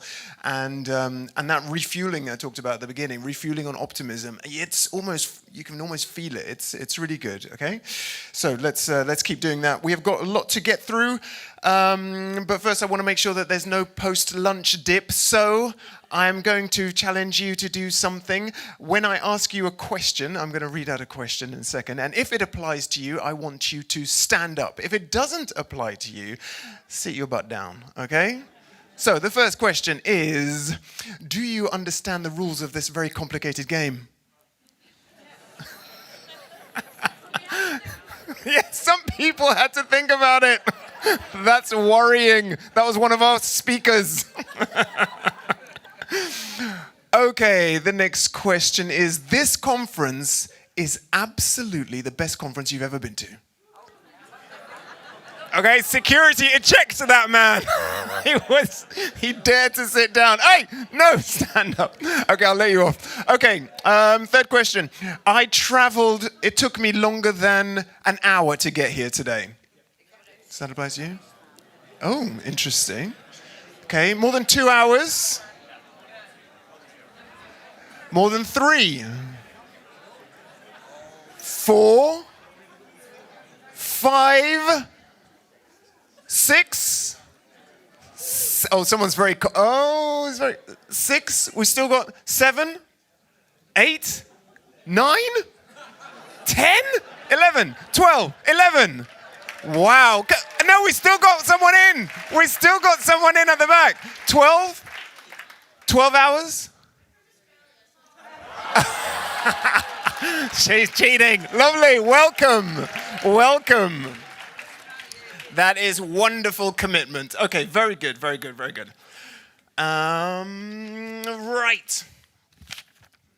Okay, the pleasure of introducing the first guest of this afternoon goes to the one and only familiar face for all of us. We've all seen him, David Pollard.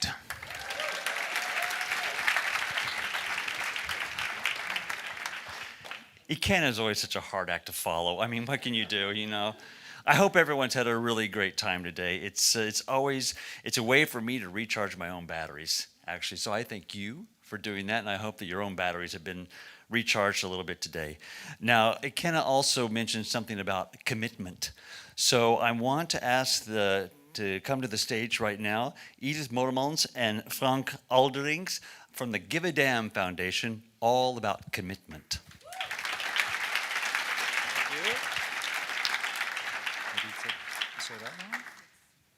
Yeah, thanks a lot. Good to see you all and to see so many familiar faces.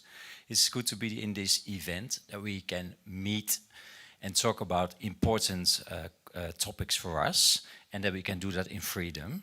My name is Frank Alderings. I'm a member of the Give a Damn Foundation, and I'm very happy to be here and that we can talk to you a minute. Okay, thank you so much, Frank. My name is Edith Molemans. I'm a proud queer mom of a son of 7, and we are board members of the Give a Damn Foundation. And I think, Frank, you want to say something about yourself? Yeah. Living in, that actually is good to say. 27 years ago, I came out of the closet. So that's a good thing. Thank you. And living in Amsterdam, happily married. And it's proud to say that here on stage, out in the open. Yes. So almost a decade ago, we founded the Give a Damn Foundation. Because we were with a couple of friends and we were thinking we are blessed that we are living in the Netherlands, just being ourselves, being out and proud, working in an environment that we choose. And well, we had a lot of experience, and then we said we want to share this. So we founded the Give a Damn Foundation. And I hear I'm a little bit stressed, but so we want to make a difference for LGBTIQ plus people. So can we have a slide? Next slide. Yes, this morning we already heard it, that there is a lot of going on in the world. And well, this is just a small part of it. So the LGBT rights are under increasing pressure. And our dream is to help empower people around the world, the courageous people who do the work. So we want to create opportunities. Yeah. So as a giving circle, we want to give a voice, we want to give a safe space for people around the world. And we contribute with our donations to organizations which without our support couldn't exist. We have great examples over the past 10 years what we did, what we donate to. And for example, in April, last April, we had our donation round. And again, we were able to donate to 3 organizations, one in Morocco, one in Uganda, very important to also to be there, and one in Costa Rica. And asking you, you are in the giving circle for 10 years, what made the biggest impression for you? What is top of mind? Well, first thing pops up is that every year we come together to make our own decisions about which organization we choose, and then we talk to them. And then the feeling that we have in the room, talking to those organizations, and the empowerment it has, it's really special. And also one of the first the donations we made was to the Baltic Pride in Vilnius. And there, the Pride is such a different experience than here in Amsterdam, or not here in Amsterdam, in the Netherlands. So it was, then you realize how blessed we are. So a giving circle, maybe you're familiar with giving circles. So we have here one based in the Netherlands. But can you tell us, what does that mean? How does that work, a giving circle? Yes. Well, we unite with, we have now since this week 45 members. And we gather together because we believe we can make more impact than just one person. And we gather money, we give money together, and we spend that money to organizations. It can be in the Netherlands or it can be, well, everywhere, but we choose ourselves. So we work together and we learn together. We learn from the organizations, we learn from each other, and we choose together. So 45 members means also that we are the biggest giving circle in the Netherlands. That's also something to be proud of. But for us, Thanks. For us, it's not big enough, because the more members, the more impact. So it's also an invitation to you, if you want to join, if you want to learn more about what a giving circle is and how you can participate with us. Here we have information. Of course, we are here. You can talk with us, ask us the questions you have, and we are very happy that we got this stage to share this with you. Thank you. Thank you. All right, before you both go away, I wanted to thank you very much. I mean, what we've heard all day long, you know, that our community is suffering in many places around the world, but we've got it good here. And there's a lot of power, a lot of individuals who can make a difference. So I want to thank Give a Damn Foundation for doing this work. But I also want to say that normally Workplace Pride would give all of our speakers a gift, a bottle of wine or some flowers or something. And this year we decided to do something different. And we are going to donate 500 euros to the Give a Damn Foundation. Yes, please. And it's all digital now. I want to really encourage anybody in this room who wants to make even a small contribution to speak to Give a Damn Foundation and help make that difference. So thank you very much. Thanks a lot. And thank you so much. All right, we're getting close to the end, but I'm quite excited now to introduce somebody who is really quite a leader in her own right, working for a company that is a leader in its own right, with a lot of controversy right now, but still doing fantastic work. So I'm very happy to introduce Rachel Sowe, Chief HR Officer for Shell. All right, I'm going to be mic'd up.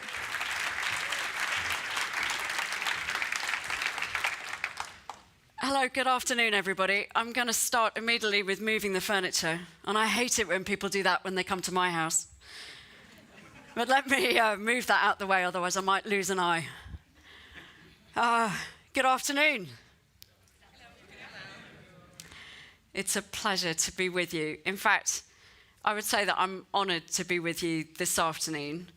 I want to thank all of you for giving of your time to this event, for bringing the energy, the spirit, the info sharing, for building in the community. I'm very impressed with everything that the agenda has squeezed in. In fact, if you added up all the breakout groups, I think it's been something like a 25-hour day. So you should give David and the entire team that have organised it a very big thank you.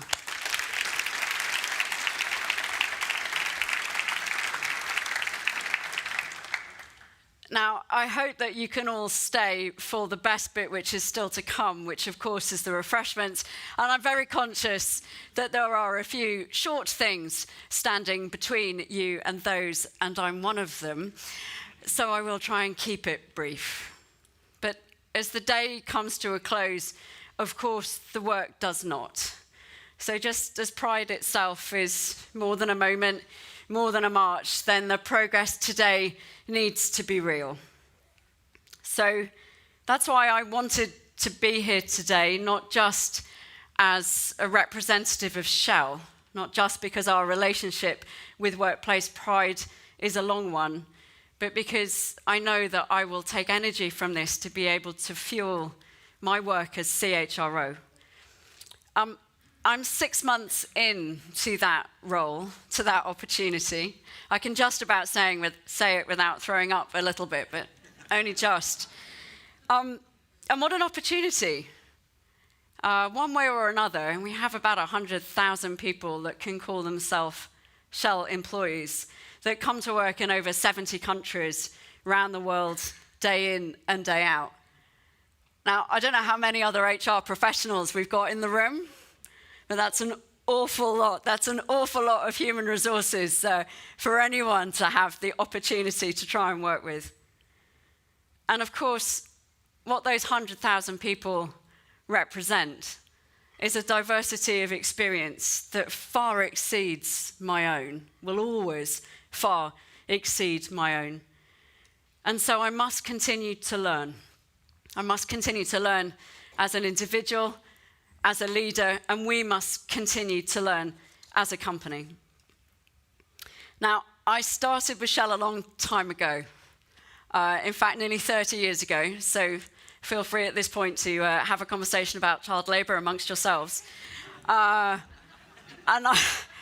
your own time, I can see the progress. The world was very different for those of you that can remember that far back. Same-sex marriage wasn't legal anywhere until I think the Netherlands got there in 2001. Work policies were designed around what would have been referred to as a typical family. The lived experience of just so many people was simply missing from the picture. In fact, when I joined Shell, there were only 4% of our senior leadership who were women. And the number today is north of 30. Now, I was in the self-ID group. Who was in the self-ID group earlier on? We were talking about the role of data. Here it is. I can do the trending on the gender data from 1995. I want to be able to do that on all aspects of diversity. And when I joined with that 4% in the senior leadership, I felt that I had to change to fit in. I'm lucky enough to say I don't feel that today, but I'm very conscious that there are very many people who do. I want to ask if you'll allow me a personal memory that perhaps defines that need to fit in for me. So again, for those of you who are old enough, come back with me to September 1995. I'm 21, I'm new to Shell, and I'm embarking on my first trip to the platforms in the North Sea. It's fair to say I'm a little bit apprehensive.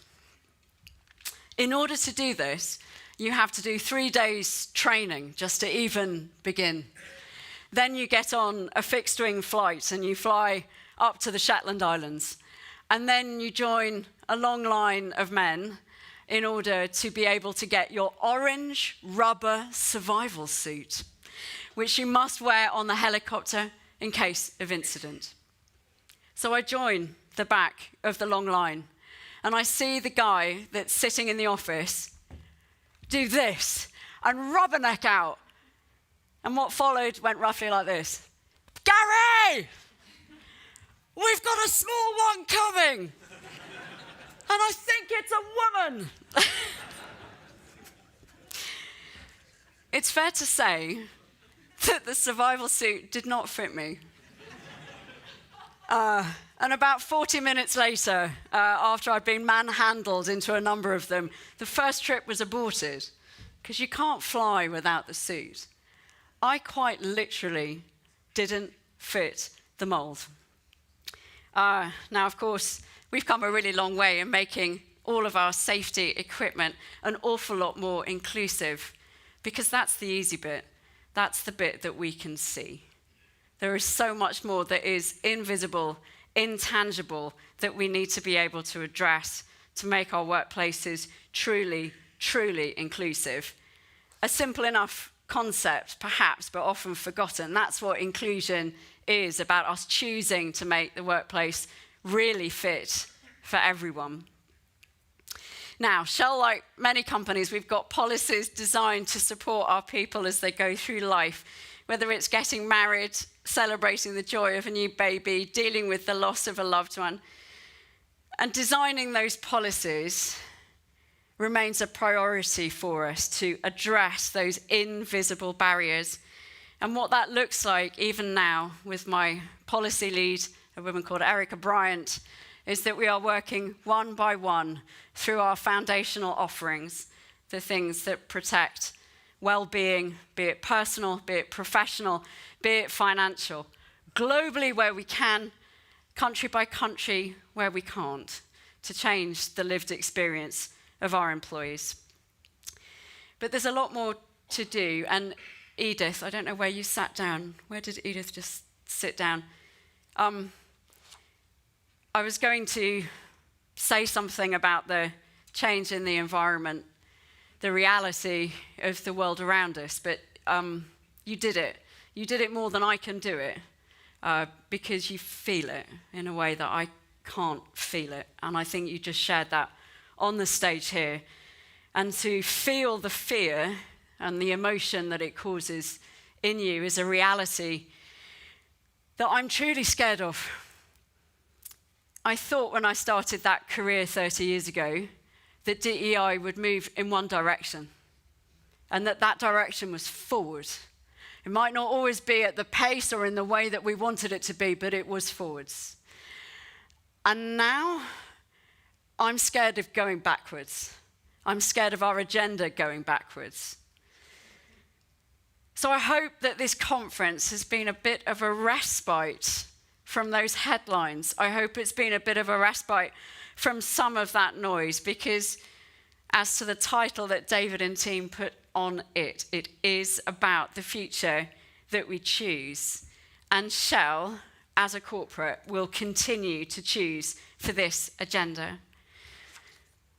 But we need your experience to do that. Well, we might have been with Workplace Pride from the start, and we are incredibly proud to be in the highest benchmark position. We will not stand still.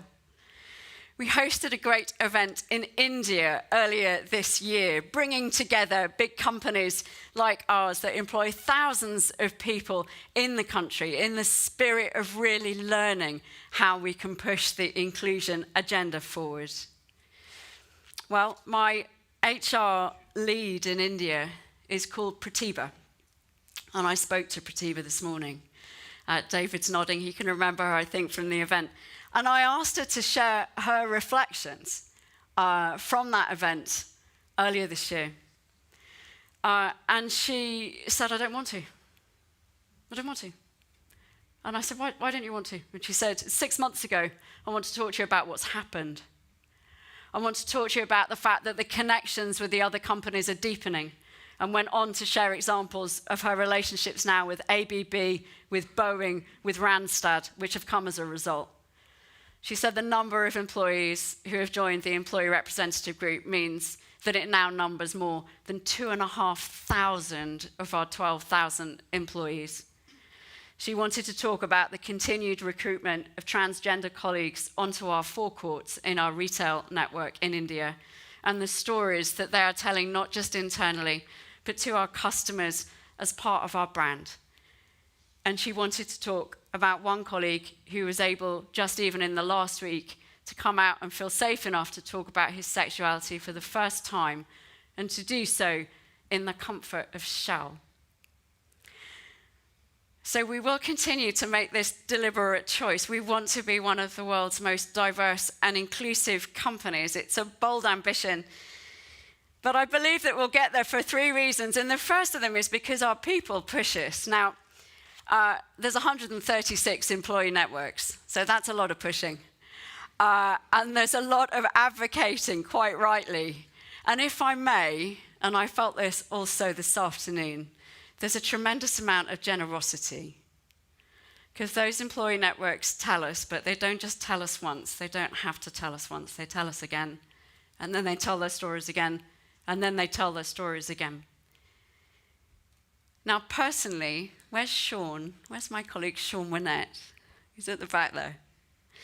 That pushing happens day by day. I said to Sean earlier in the week, I'm going to the conference. I know that you're going to be there too. Any thoughts maybe on what I should say? And he was kind enough to give me words of content, words of welcome, and words of encouragement. And then he said, while I have you, could we just have a quick word about the health benefits in Singapore? You've got work to do. They don't yet recognize same-sex couples, and I don't know why. He pushed me, as he should, as he should.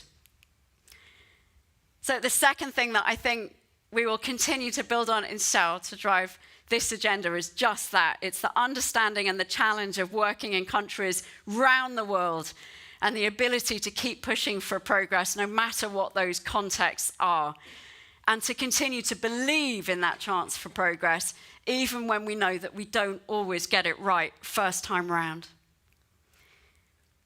Third reason, I'd like you to imagine that it's not just me standing here, but that it is the Shell Exec Committee. I know some of you in the room are already working with them on this agenda more widely. We were just talking about Sinead Gorman, my CFO. But all of the Exec Committee remain passionate about LGBT plus inclusion.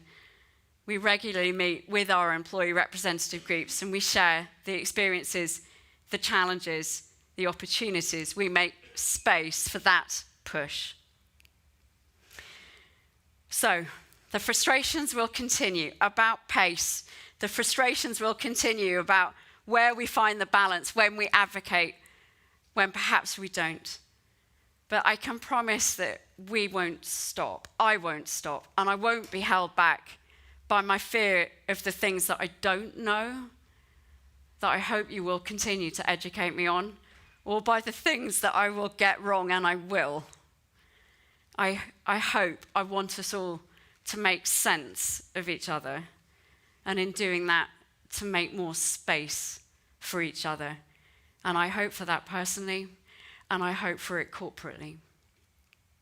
Now, that's 30 years of continuing to work at building healthy workplaces, and I feel that although the progress has been significant, there is so much more to come.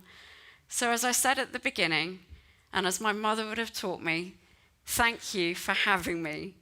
It really is an honor to be able to take your voices and your experience with me as we continue to invest in that progress. So thank you very much. I hope you leave today excited by the chance of that progress, and that we continue to go there together. All right, thank you. Thanks. Now, you threatened there might be a song at this point. You promised to break dance. That was the agreement. I said dance, not break dance. I threw in break. All right. Do we have any questions for Rachel in the room at the moment? Everyone's still processing in a way. Okay, then I think we're going to leave because we're going to move swiftly on. Okay, to in which case, Thank find you me very afterwards. much. Thank Rachel you very Solo, much. everyone. Thank you. Thank you. Yes, we're going to move swiftly on to our second and final panel conversation of the day. And this one is entitled Charting the Way Ahead. And it's going to be moderated, and we'll hear about all the guests directly from her, by the co-chair of Workplace Pride, Bianca Nijhoff. Bianca, where are you? Yes.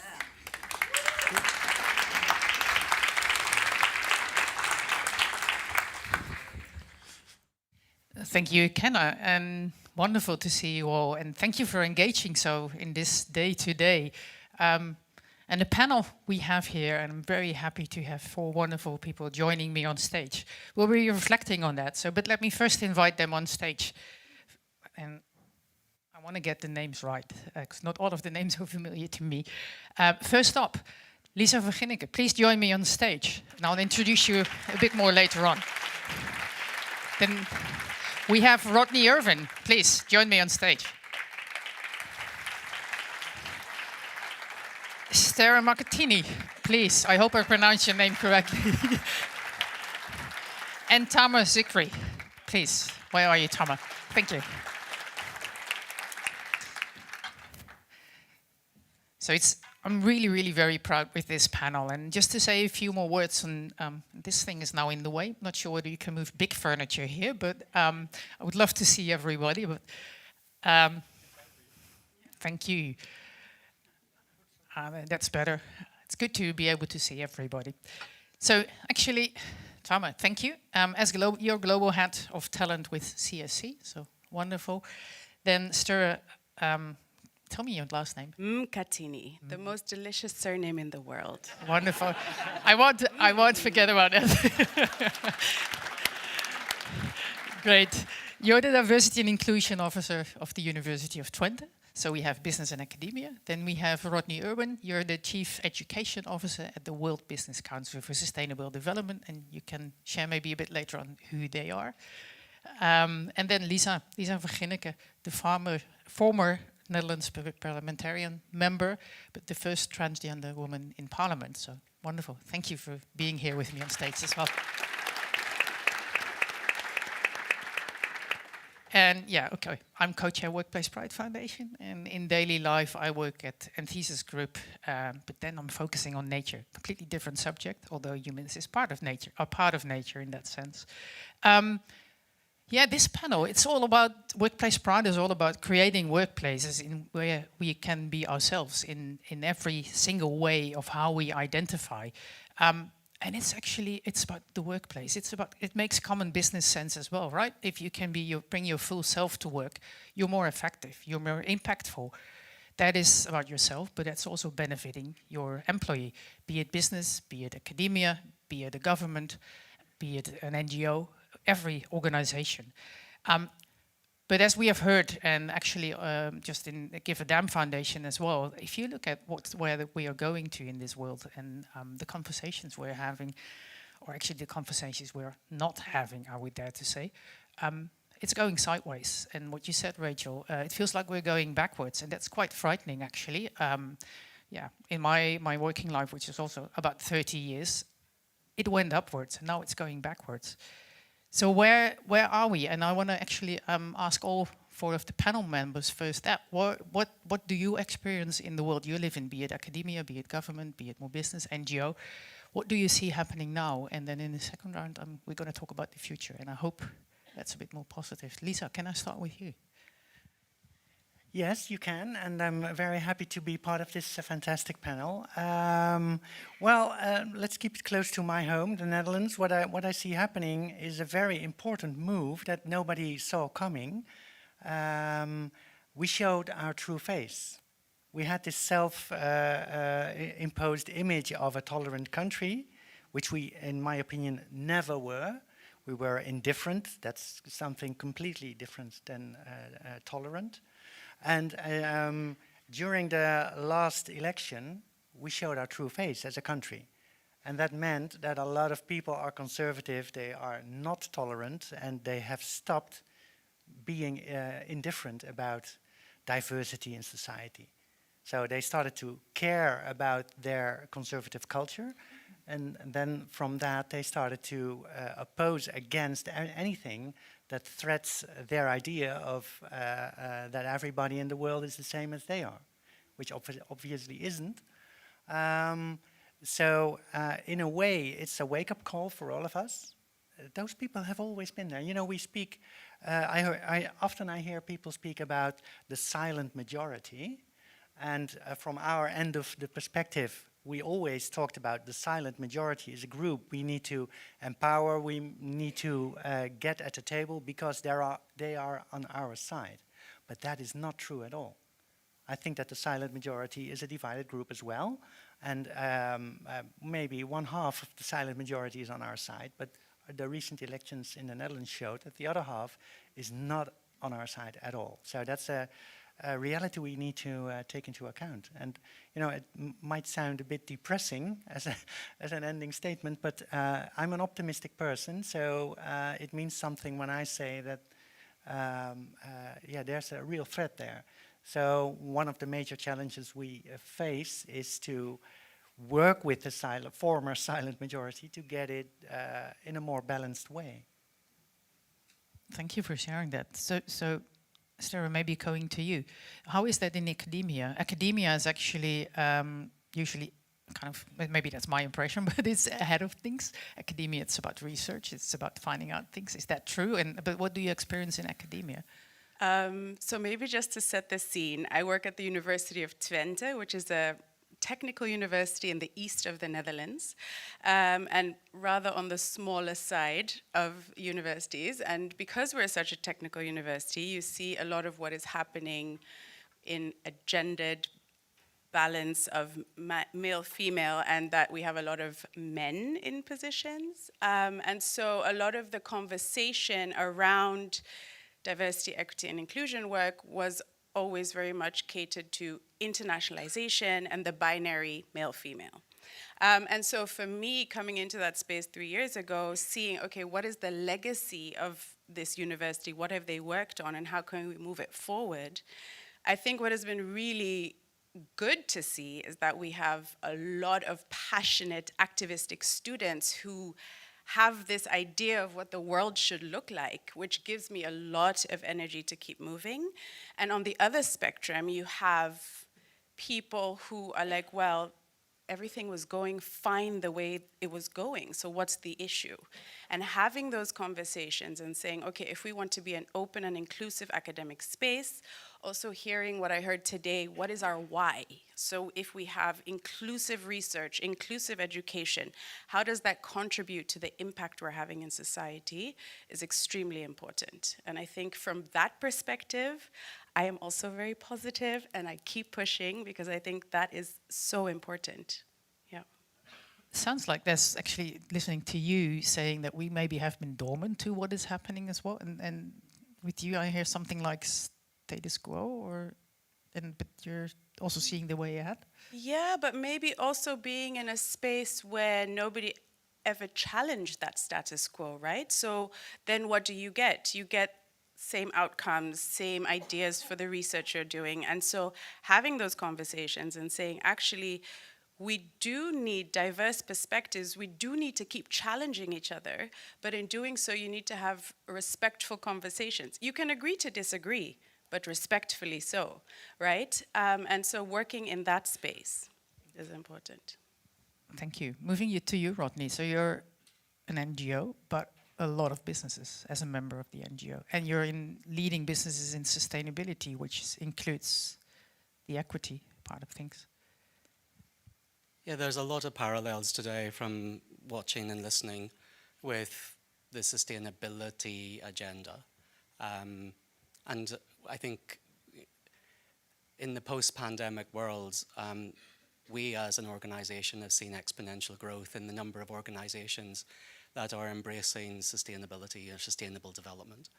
But But we're also experiencing, and many companies are experiencing, pushback, particularly from more conservative voices who perhaps don't believe in the climate emergency. Perhaps people who are looking at inequality and not necessarily on the same page as perhaps many of you in this room. And so I think we're at a point in our history as a species where we have to take a metaphorical step back or go in front of the mirror and take a good look at ourselves. Because I think the way we are solving problems is the problem. And when we're talking about charting the way ahead, and I mean, I actually am a little bit concerned about the title even of this conference, The Future We Choose. I'm actually, who are we? I mean, sometimes I wonder who I am, never mind who we are. So, you know, and what is choice? And I think we're at that point where perhaps we can only go so far with the way in which we've been working, and we maybe need to take a radical rethink. Because diversity is more than sexuality. Diversity is more than gender. There's a lot of unseen diversity that we never even talk about. I know there was something on neurodiversity earlier, but we have to start thinking differently. And thinking is a diversity of thought. And I'm at that, I've recently changed jobs, and I'm blessed to be able to do a job that I ever thought I would do, because I never had an interest in it until it happened. And I think we're at a point where we all need to get some learning. And I'll give you a quote, and I want you to reflect on this, because that's how we learn as adults. We don't learn from attending a conference like this. We don't learn from going on a lecture. We don't learn from doing an online course, and we probably don't learn at your university either, to be honest, but you know, with best respect in the world, of course, respectfully. Simply because we learn from reflecting on what we have experienced. And I think the one thing I'd like you to reflect on is a quote from Amy Edmondson at Harvard, which says, "It is difficult to learn if you already know." And so what you know can be confronted by others who are bringing different knowledge.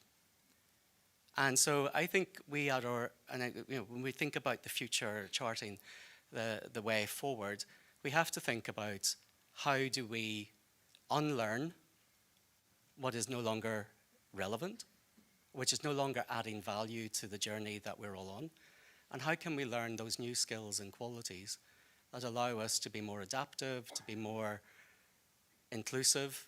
And I'm really delighted that 2 years ago in Stockholm, the Inner Development Goals were developed. The Inner Development Goals, for those of you who are not aware of it, are 23 skills and qualities that academics and others have said, as a species, we really need to adapt to these. And there are 5 categories of these skills and qualities. One is, who am I? And I'm going to say a lot of stuff that may be controversial, but that's part of who I am. I mean, I'm a gay man, and I hate the word queer. Hate it. I find it offensive. I find it almost hate speech. But today, it's been used a lot. And I think it's because for those of you that didn't grow up in my era, you don't know what it means. And I love the fact that you're using it, knock yourself out, but don't expect me to get on board with it. So that's my little intervention, if you like, about saying we need to learn from other people's experiences. And my experience of that word is not a nice one. Really, it's not. So that's about getting to know who am I. And knowing who I am means that I can speak my voice. It means that I know what my integrity is and what my North Star of compass is. But it's also about acknowledging that I'm inherently flawed, that I have biases. Some of them are intentional, some of them are not. Some I don't even know I'm doing. But being aware of that is value added. Rodney. But it's also about knowing how I relate to others.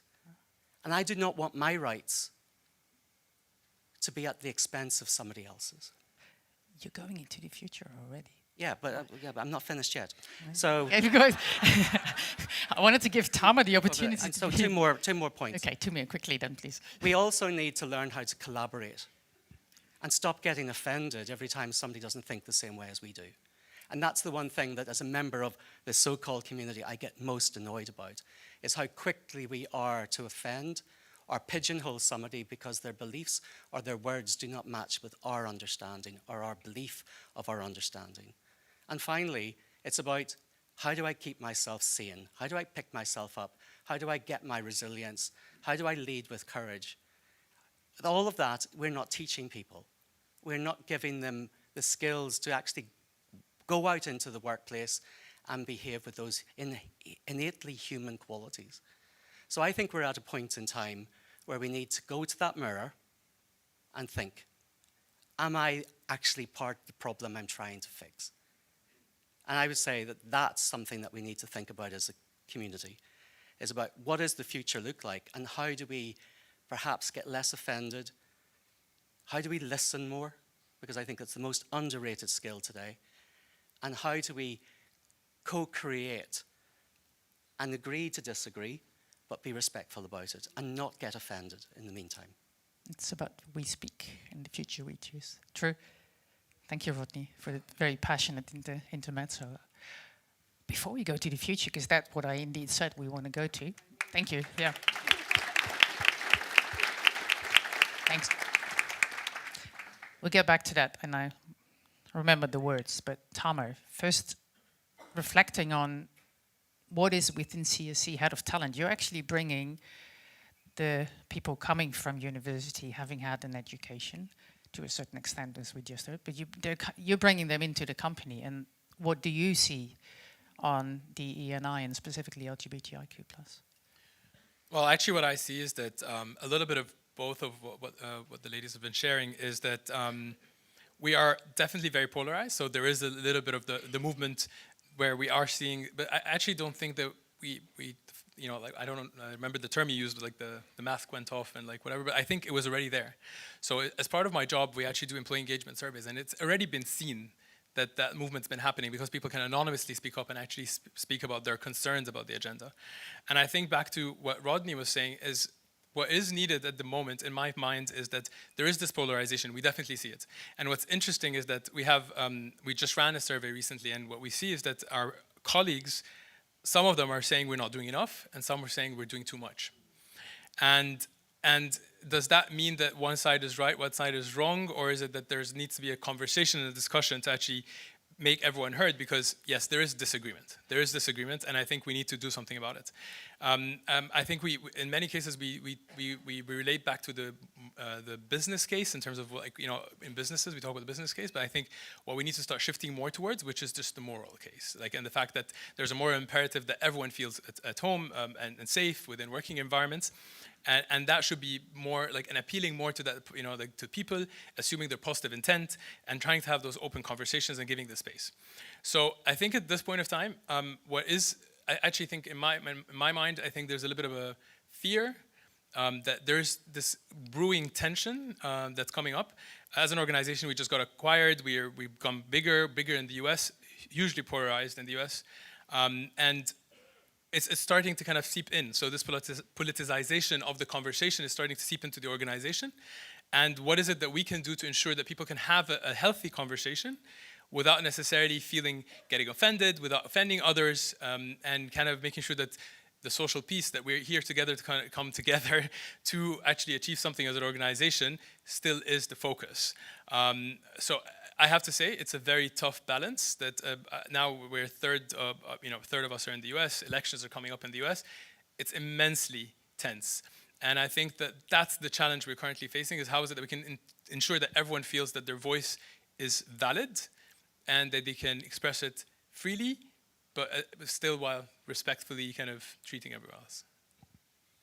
So it is about having the conversation with one another. It seems like we kind of had lost that conversation, that we in many ways went into our own world, and that's obviously what also social media kind of is triggering. And it seemed that we forgot to listen to one another. We sometimes not even speaking up. We're living in silos. So if we talk about the future we choose, whoever we are, but the future we choose, and then specifically for the LGBTIQ plus community, Lisa, if I can turn to you first. Also knowing the different government, academia, NGO business we have here, what will your future be in that? Yeah, I think that's the correct question, because as Rodney pointed out correctly, who are we as a group? You know, we loosely speak of the LGBTIQ plus community as if it was a homogeneous community, a homogeneous group of people, but we aren't, of course not. We are all individuals, and I'm not quoting Monty Python here. So we all, as an individual, we have a decision to make. What's the future we want to create? And I think I'm very glad to see, as you pointed out, Thomas, that the polarized political debate is seeping into large organizations and companies. I think that's a good thing, because minority groups in society, they suffer from the polarization, and it has also a huge effect on their effectiveness and their productivity in a workplace environment as well. Whether or not you like it as an employer, it happens. So there's a responsibility there for large organizations. And I think the responsibility is not to implement legislation as quickly as possible within the workplace environment. I think large organizations shape our society maybe even more than politicians do. So lead the way, show how you create in your more or less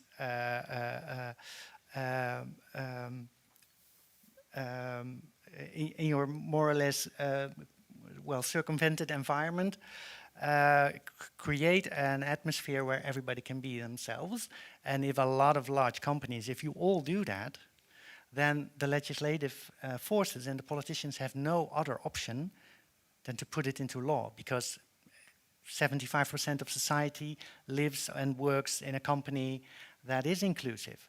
So I think, and that would be my call to action to all of you, you lead the way. It's not the politicians that shape society. Politicians are very much involved with, well, themselves and each other, and not so much maybe with shaping society. So you show us how an inclusive environment should and could look like. And I think we have a common responsibility. And well, your question was, what are you doing to shape the environment and the future? I would love to keep on contributing to the search of creating an environment where everybody feels safe. Also, people with, from my perspective, conservative cultural ideas and conservative values, they also need to have a place. And I totally get it when some people say, you know, you're going way too fast with your rainbow stuff. You know, it took me years to understand the rainbow flag, and then you introduced a progress flag. What the hell, you know? So I totally get that. And I can be very patient with people like that if they are open to a conversation, if they are willing to listen to my end of the story. And then we can exchange, and we see we will easily find a way to deal with the differences, I'm convinced. But, well, like I said, it's up to you to lead the way. Politicians will follow. Thanks. Thank you. Stera, your university, getting back again to you, you also meet the youngsters who are the future. So how and they will end up partly in business, partly in other organizations. So how do you deal with that in general? What's your future? Yeah, so for me, it's also very much, we have the student side, we have the staff side, we have the research side, we have the education side. But in this context, if I look at our students, it's about creating equitable solutions. Already the fact that you are able to access the higher education space is a privilege. So how are we working together to get more students into these spaces? How can we be a reflection of society? A lot of that is already quite difficult. And then when they do enter the university, how do we make sure that we create equitable solutions? And one of the discussions we had today as well, we are not all the same. So equity and being able to say, okay, sometimes we need to focus in one area more than somewhere else for a moment. That's okay. It's part of the process. And so in that as well, holding each other accountable, seeing what we can do together. I had a conversation with someone from ING today because a lot of our students have internships and they face internship discrimination. A lot of students and new employees in the workforce, I think there was a research done where 41% of new employees go back into the closet. In a European context, that's a lot. Why is that happening? How do we hold each other accountable on that side as well? And how can we work together with the private sector, public sector, NGOs, to create spaces where the youth, our young, our next generations, our future, can come together and get to work in a way that makes sense. Yeah, so that's what I'm asking for. Thanks. I'm going to move to Tamar first and then to Rodney again. Tamar, because from university, they go into business. You're a business. What's your future? What's the future you choose? And also, after hearing Lisa clearly stating like business has maybe an even more important role to play here than government. Well, I think the future is about accountability, and it's about individual accountability. So when we say about the future we choose, I think it's we as in like a collective of individuals, and the fact that organizations need to be clear in terms of like everyone is entitled to their opinion, everyone's entitled to what they feel and believe, but then everyone's also entitled to like is expected to listen and expected to kind of be respectful and provide the space for everyone else to be themselves in the environment we're in. So I think it's about setting the accountability, and to be able to do that, I think a lot of organizations pride themselves in like either being very good at like managing change or not managing change, but I think this is a change process in itself, and the same change management principles that you would use in like a big restructuring, that's what you need to do, and that's how you need to bring people along in the creating the awareness and the desire, and then taking it from there. So I think the future is about accountability. The future is about role modeling from the top in terms of like being open to the conservatives and assuming positive intent from people who do not necessarily agree with our agenda, and trying to understand why they're there and where they come from, because that's the only way you can actually win their hearts and minds eventually. Otherwise, it will just be like who screams loudest, right? And finally, I think it takes a village. So that's why it's a lot of individuals coming together. It is the companies. It is also government and politicians, it is the academia, it's everyone coming together, because a lot of the barriers that we face today do not start in corporate environments. They start before people enter the corporate environment. So what is it that we're doing to impact that first? So it's a longer journey. It starts at an earlier stage. Thanks.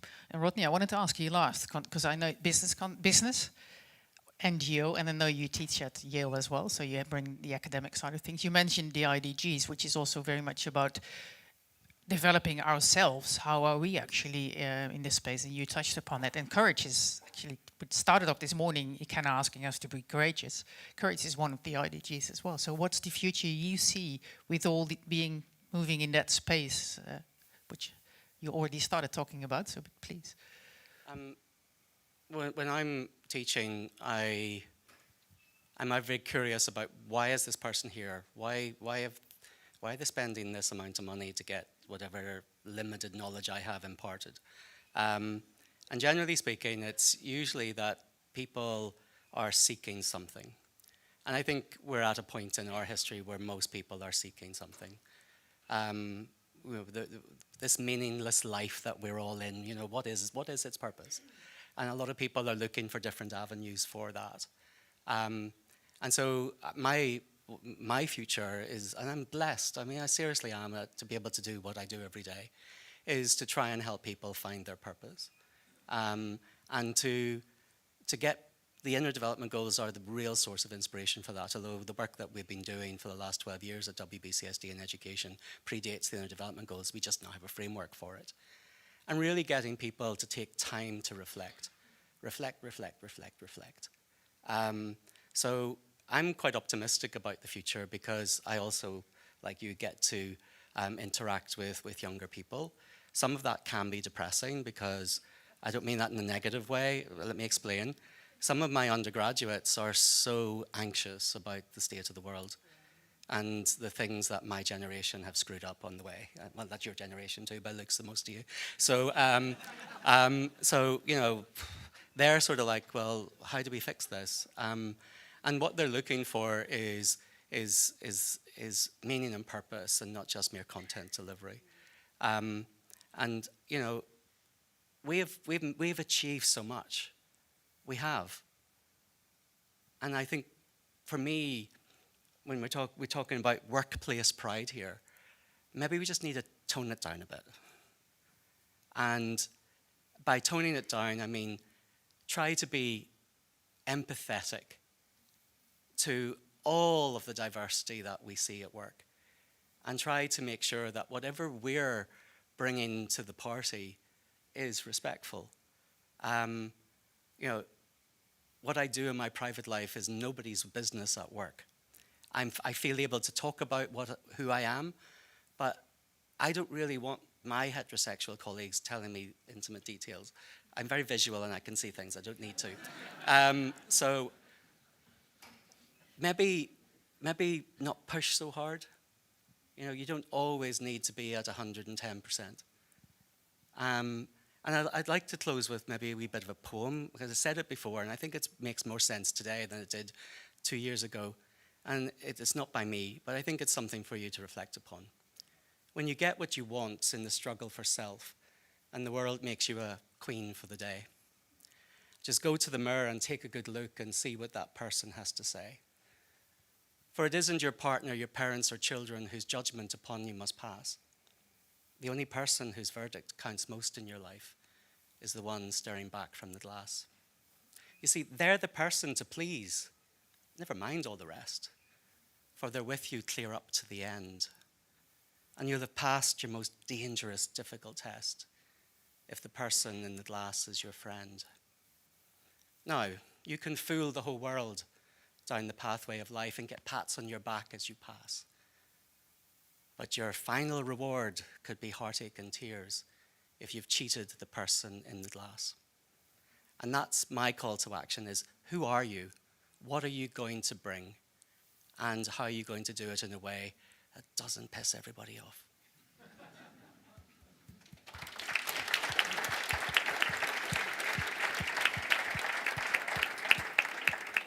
I've known Rodney for quite a time, and he always brings up these wonderful poems, which I unfortunately never can remember, but I just understand that they make me feel very good, and they're very, very true. One last sentence from every single one of you, just one thing which you really want us all to take home, be it an action or something you heard today, which is really the thing you want to share, because I heard some beautiful quotes on stage here. I'm going to take one first, and then I'm going to end with one as well. But I want to re-quote the ambassador of Thailand to the Netherlands, actually, because I loved what he said. It's about the capabilities you bring to work, not your appearance. And I was so wonderful to hear that, and I applaud Thailand for where they are at right now, just the step they took. But I love that sentence coming from an ambassador. Really, that to me meant a lot. So that he delivers that to the world. So as a first one, but Lisa. Yeah, thanks. I already shared my call to action towards you, but maybe just a minor thought that pops up in my mind. You know, diverse food is healthy for your physical body. And I think diverse teams are healthy for organizations, and diverse organizations are healthy for our society. So I think there's our job to do.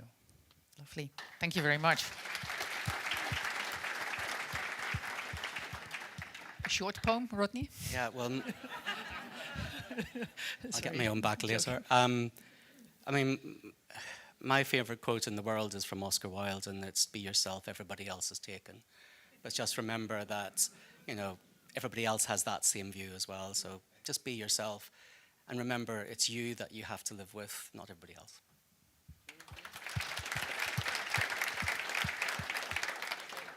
I think for me, one of the quotes is also, be comfortable with being uncomfortable. That's okay. It's okay to make mistakes. It's okay to talk with one another, to learn, to share, to ask the questions. And indeed, as I heard today as well, if somebody has a boundary and doesn't want to explain something, that is also okay. Then you can be uncomfortable with that for a moment, go home, figure it out. Tomorrow is a new day. So be comfortable with being uncomfortable. Thank you. I think it's the fact that every voice deserves to be heard, and I think that we need to assume positive intent, and maybe not push hard, but at least push smart. I think we still need to push. Thank you very much.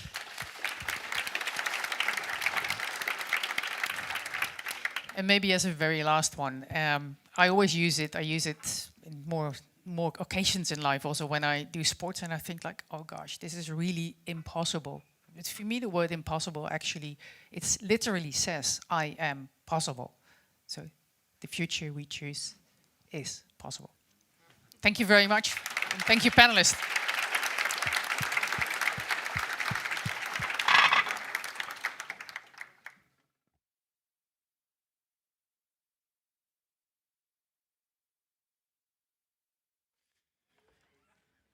Great. That was, yeah, tremendous, right? Thought-provoking, insightful. I was going to say leersam, like I learned a lot, but then, you know, Dr. Professor Owen makes me feel like completely discombobulated. I don't know, have I learned something or have I not?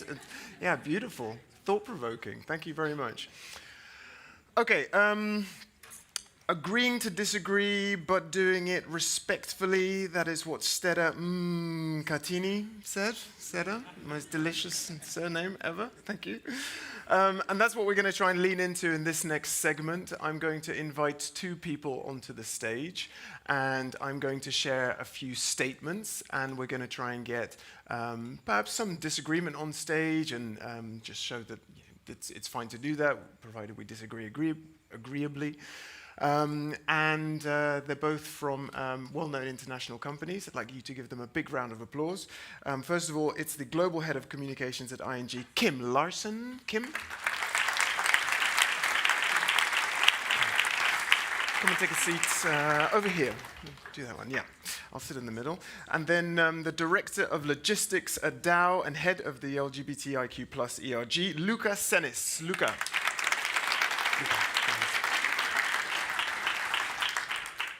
Great, Luca, okay.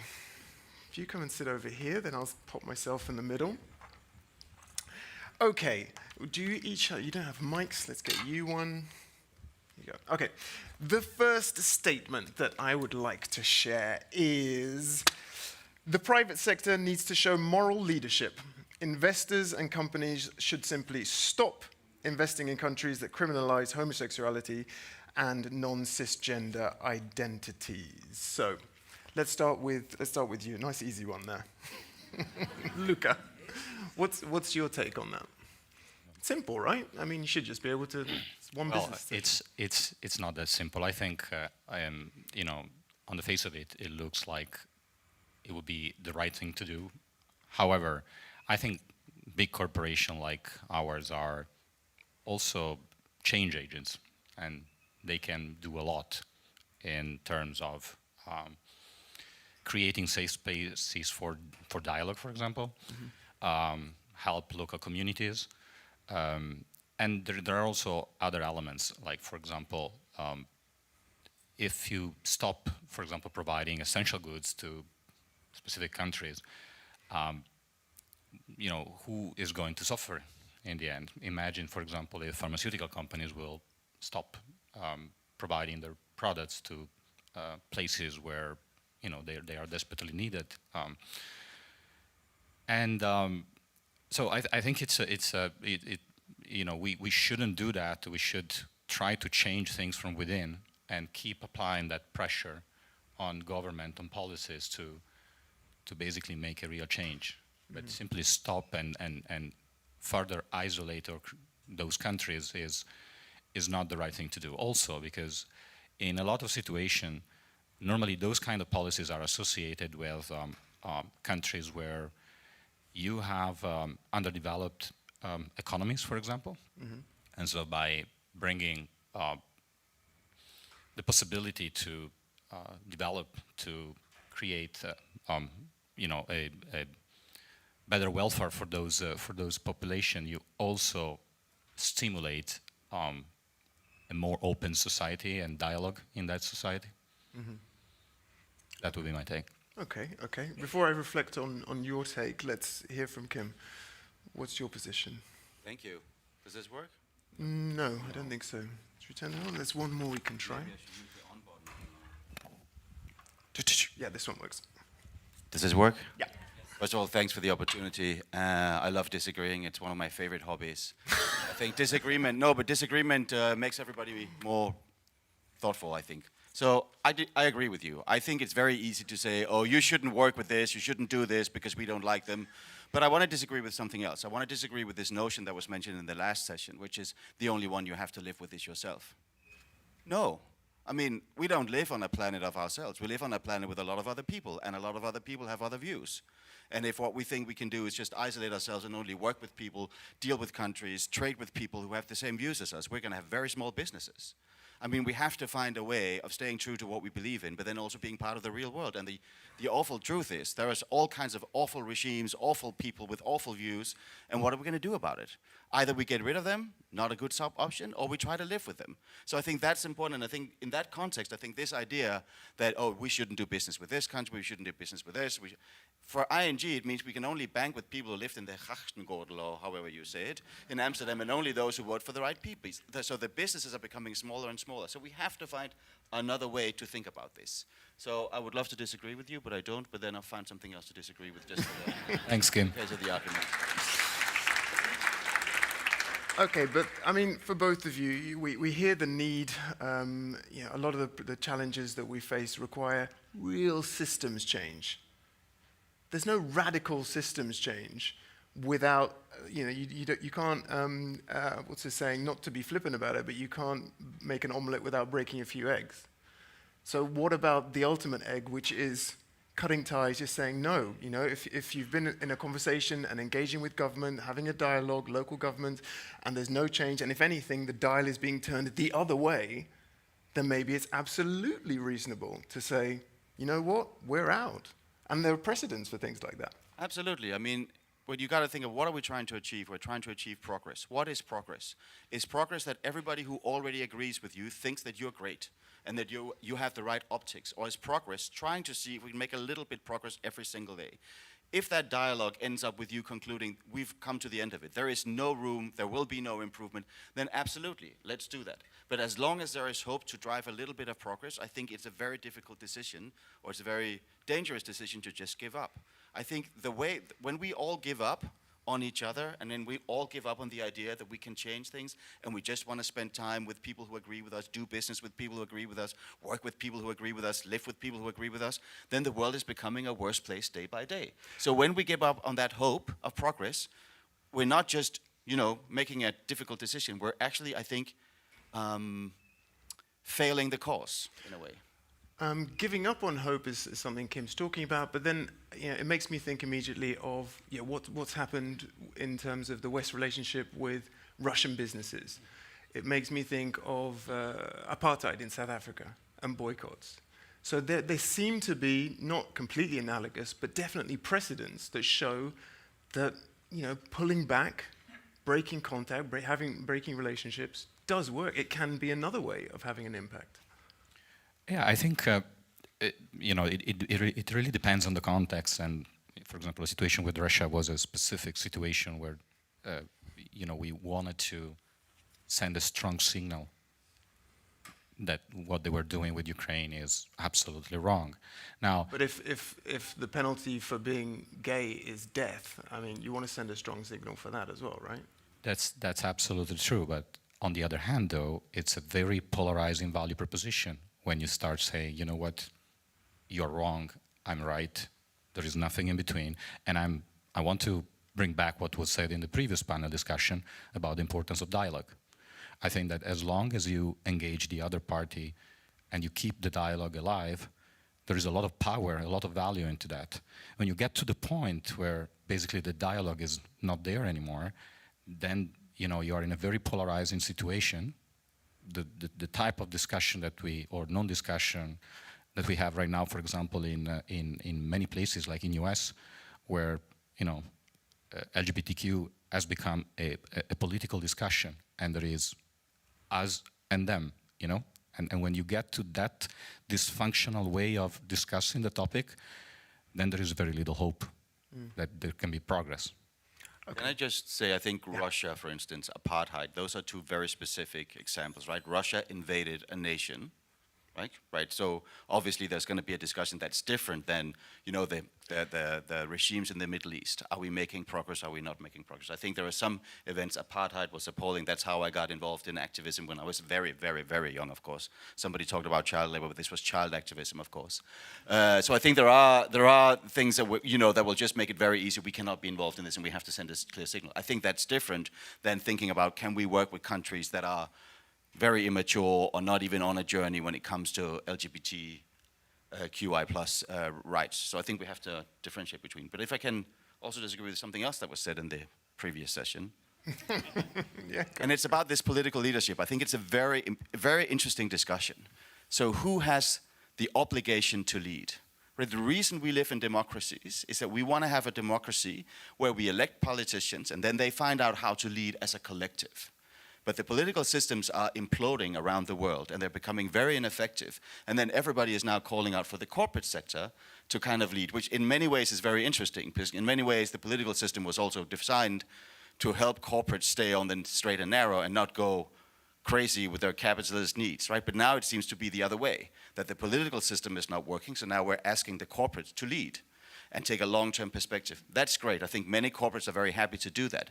But it is a little bit complicated if we don't have the regulatory framework, because we're also in a competitive situation and there's also all kinds of reputational things. So my ask back to you would be, we cannot lead alone. Politicians should not sit around and wait for corporates to lead the way, because we're not democratically elected. We don't have the democratic legitimacy.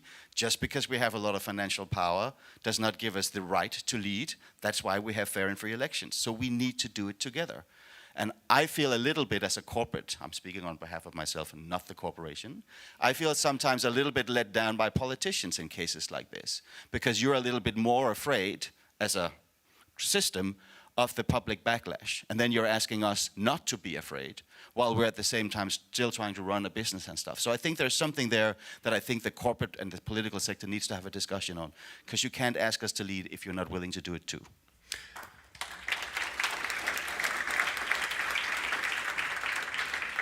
Okay, I didn't mind you elaborating, because I think you've basically answered your position to the next statement, which is to accelerate change, the private sector needs to take a more active role in influencing governments and public opinion. I mean, yes and no. I think I'm a little over this idea that financial power, so if you think about Margaret Thatcher, I don't want to be political, but let's think about Margaret Thatcher.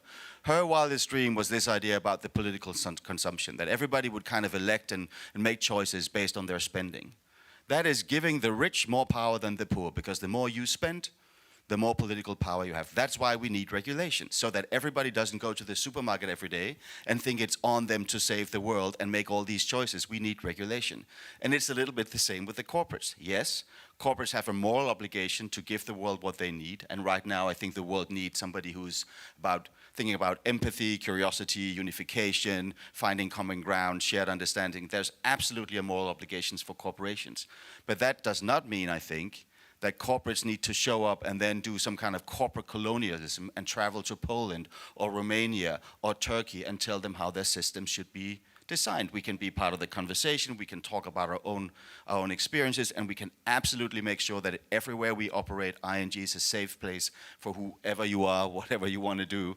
But I think there's a difference between that and then wanting to impose our belief systems and our ideas in other countries and in other cultural contexts. I think it is a little bit, corporate colonialism, and I think there's something about our legitimacy to do so that we need to discuss. Okay, thanks very much. I can go on forever and ever, so you have to stop. I believe you. Trust me, I can feel that. Luca, earlier you said companies are change agents, so presumably you absolutely support the idea of a more active role in lobbying governments and public opinion. So short answer is yes. However, there are some caveats here. For example, first of all, as Kim said, you cannot simply impose your values. You can, help creating safe spaces for the dialogue, but eventually the change needs to happen from within. So this idea that you kind of use your economic power to blackmailing countries and saying, you know, if you don't do this or that, you know, we are gonna stop providing this. I think it's a very dangerous one. On the other hand, I think the soft power we have in terms of taking a clear stand on issues and making sure that we are very transparent, very clear on where we stand on specific topics, it's very important. And I think that brings also some risk for big corporations when they expose themselves, because some countries might decide to stop doing business with us. You. Yeah. And so I think that's the level of risk that we are willing to take, we should be taking. But imposing, you know, our values to other countries, I think it's way too far. And I mean, that's one end of the spectrum, but as we heard this morning from Boris, the next government is in the Netherlands is proposing to cut 2.5 billion from development aid per year. So that's going to impact all sorts of budgets, including ERG budgets. It's going to filter down. So do you at least agree that corporates should be, you know, increasing, for instance, ERG budgets going forward? Is that something Dow is already committed to, or ING perhaps? I would say that we should be very vocal on disagreeing brass with... tacks, the cash. Are you going to open up the purse strings? Are you going to commit here on stage to... I cannot speak, of course, on behalf of the company. We are doing a lot already in terms of you know, fundraising and supporting in different countries, different LGBTIQ initiatives. But I don't think we can. I don't think it's fair expecting that corporation will replace, you know, the budget cuts from the government. Not necessarily replace, but you know, that's again one end of the spectrum. But fill up a big chunk of it. I think you can with your example. And with your, you know, being very open and clear where you stand, for example, with public statement, drive the discussion where he needs to go. But eventually, you know, think also about the fact that a policy and a government are the reflection of the society, right? So the government per se, it's not the issue. The fact is that the government has been voted and there is a majority of people who has, you know, bought into that value proposition. So I think, you know, we could do, you know, put the money and bridge that gap, but eventually you need to work on the society. You need to make sure that people understand the value of it. And otherwise, you know, 2-3 years from now, you're going to have the same problem again. Yep. When does it stop? Kim, final thought on this one? Final? On this one, I'll there's think more about statements it. coming, All right. don't you worry. No, but I think corporates have a big responsibility for showing up in the public debate, being part of the public debate and the public discourse, and provide the one thing that I think a lot of the other actors are missing, which is perspective, trying to find common ground. If you think about the whole system, it's incentivizing the crazies, the radicals, the emotional, the hate speech, the fear-mongering, and the institutions that were invented to create some kind of shared understanding and common ground are no longer as effective, right? The media, the political system, all of these things. So the corporates have a big role to do that. But we have to think about how we show up. I think the biggest crisis that we have in the world is a climate crisis, but I think an even bigger or as big crisis is our inability to have conversations with each other and how to find common ground. And I think the pollution of the public discourse that a lot of people, politicians, media, all kinds of activists included, are contributing to by just shouting louder and louder and not trying to forge some kind of shared understanding is the biggest problem we face. And for that, I think corporates have a huge responsibility to show up and provide a bigger perspective and try to get people to be more curious, be more empathetic. And I think if that requires money, then yes, ING is happy to do that. But it's not just about spending money. It's about really trying to find ways of getting people to come together. And I think that's the big challenge we have. Okay, the next statement is going to lean into the voices that you're talking about, the activism. Our movement has become polarized. Too woke on the one side and not woke or radical enough on the other. We must refocus on the fundamentals to have the biggest impact for the most members of the community. Absolutely agree. I understand that we want to progress and that there are many things that we need to discuss. I'm from Copenhagen. I don't know what if you've been following what happened in Copenhagen with Copenhagen Pride over the last 3 months. They have lost 90% of their supporters because they insisted that all of their corporate sponsors should sign a declaration on their stance on the Middle East, right? Think about what that meant. That made it extremely uncomfortable for any corporate to be part of any conversation. And I'm sure that some of the radical elements of our community feel, you know, wow, we really stood up for ourselves and this is great. But what it did to the cause, I think, is so, you know, it's devastating and it's heartbreaking. So I think we really have to think about how we deal with these things in the perspective of how do we drive progress. And progress, I think, is not always, you know, feeling great about ourselves and feeling, you know, we really did it. Progress is about getting more people to be more curious, to have more empathy. And I think and it's not about being woke or not woke. How can you, I think it's about really thinking about how do we drive impact rather than just standing up for ourselves, as it were. Oh, sorry. How long have we got left? None. No, what? You're kidding me? Really? I've got 3 more statements. Oh, no. Just, okay. Okay. You wrap up, Luca. What's your reflection on that idea of, the polarization within the LGBTIQ plus movement? Like, how can we close that gap? Well, I think, I never liked the term woke. It's in my mind, it's very polarizing, and I think we all know what it's needed. It's about working for a more inclusive and more diverse society, and that's, you achieve that by raising your voice when, against discriminatory policies, against, discrimination when you see it in society. And so it's really, to me, about, looking at that rather than using, woke as a sort of moral superiority, and you say, if you don't agree with me, you're wrong, and that's the end of the conversation. So I think it's really about fostering dialogue and making sure that you don't try to win the argument, but simply to have a seat at the table and keep the conversation going. Yeah. And probably, as Professor Irwin said, make listening a superpower. So you're not just suspending judgment when someone's talking. You're not just waiting for the moment for you to be able to interrupt, but you suspend judgment.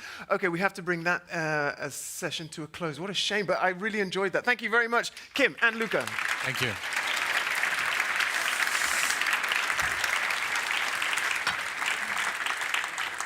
Okay, to tell us what's up next, David, back on stage, please. Have you got a mic?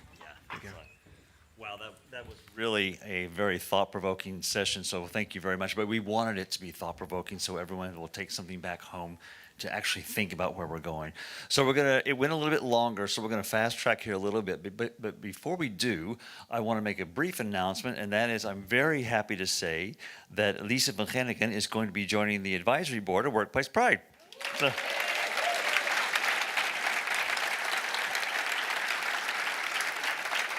she is going to be giving the voice to the trans community that our organization really needs. Thank you very much, Lisa. All right, now I'm to tell you a little bit about the Workplace Pride communities. I'd like to invite our communities up on the stage, please. First of all, starting with Christine. Come on up, all of you. Come on up. Michiel, Angelique, Maral, hi. Martijn. It's going to get crowded on stage, but that's good. Yeah, okay. I'm... Will you hold the mic for me a moment? Yeah? Yeah. Okay, does everybody know these people here? No? No. We have 5 communities within Workplace Pride at this moment, 5 active communities, organized either by sector, that is academia by Michiel, and tech by Martijn. And then we have by identity, young. Next to me is Maral. and Women, Angelique. And Koos is a member of the core team of TransPlus because Sophie Jekmans is not available today. So they all lead the way, and I will keep it short, David. I'm standing here. Yeah, time. Yeah, time. Okay, they all lead the way to give attention to issues that are important within LGBTIQ plus inclusion at work and beyond. And the communities each work from their own appropriate vision and mission on engagement of leadership, grassroots connection to LGBTIQ plus topics, and empower and support community members. The work of the communities has a great value to you all here, your members, and it promotes cooperation and gives visibility to participating organizations. And next to that, it's a platform to share knowledge, as we did today with neurodiversity in Pride.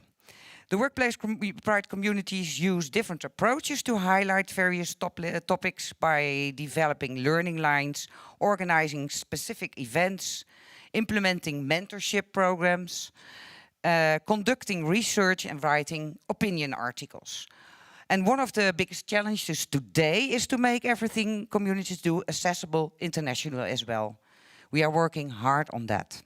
So I will give you the floor again, and then we will stand there. Let's go here. Stay over there a little bit. Oh, we can stay here. A little bit of stage management. Thank you so much, Christine. You know, the communities of Workplace Pride are truly our connection to the grassroots of our movement. So thank you so very much for the work you're doing. But we've been speaking for quite a while about the fact that we're not representing everyone here. So the conversations have led to the point that I'm very, very proud today to announce that we're going to have a new community. The new community will be people of color at Workplace Pride. So now, come on. Oh, Omar. Yes. Yay. So let me give the microphone to Omar, who's going to tell you a little bit about it. Yeah. So I feel a little bit pressured, like I'm at the Oscars and I have like 30 seconds left. But I just want to say, I want to keep it at my heart because I think, again, personal stories and just speaking from there is what is impactful. And I'm just really proud as a queer, Jewish, Arab person working for Workplace Pride right now for already 3 years and getting that invitation and getting that support. And then already, as soon as I got in, I thought, I'm giving a unique voice by just being, by just existing, by just showing up. And as I went along throughout the years, I felt I could do so much and there was so much potential. So there was already talks of a people of color community going around. But we were just trying to find the right timing. And then we had a member exchange at the beginning of this year on intersectionality. And a lot of conversation came around race, racism, ethnic profiling, how people of color really feel on the workplace. And the fact that we were able to give that safe space where people could actually speak up about that was amazing. And I felt so energized by it. And I went to David and I said, listen, let's keep this momentum going. And also with the support of Christine saying, yes, Omar, go for it. I reached out to a few people and even a couple of people proactively contacted me about the discussion saying they want to say more, they want to change things, they want to speak up. So throughout the last few months, I have been able to meet with some wonderful, diverse people and talk about this and form a core group that I'm really proud of. And I think we are going to do some amazing work together. We have a website up, we have an email address poc@workplacepride.org, where you can just shoot away your concerns, your questions, your needs. So we finally officially have a space there for you to show up and be proud of who you are, because once you feel invited and you can be yourself and you can be safe, that's when you can contribute, where you can contribute to your community, you can contribute to the workplace. So without rambling on too much, I just want to invite everybody on stage here to celebrate with me. Well, not everyone. Not everyone, yeah, all of you come right here on stage, but the members of the community.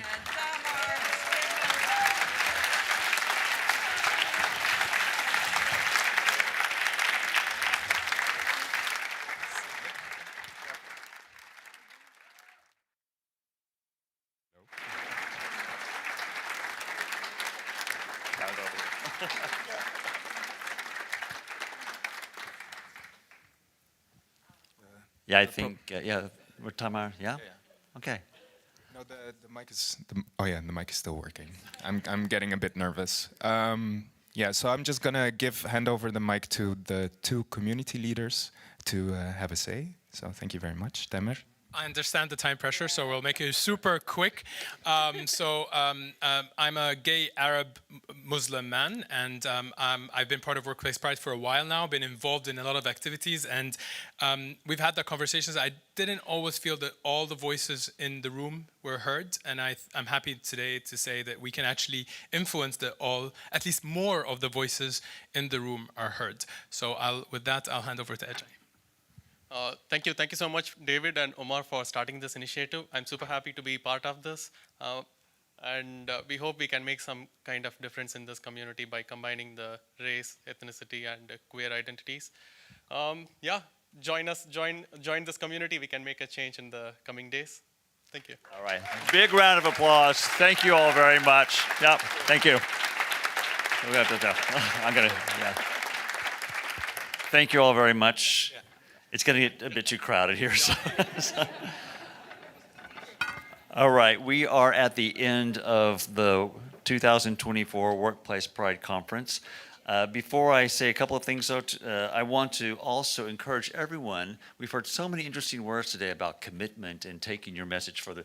Take these things home with you.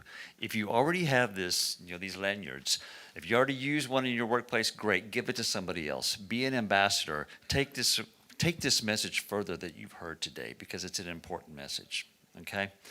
All right, we truly are at the end, but of course, as we've heard, you cannot have an event like this without a whole lot of work. So I want to ask a number of people to come up. First of all, the Workplace Pride staff, please. Come up and join me.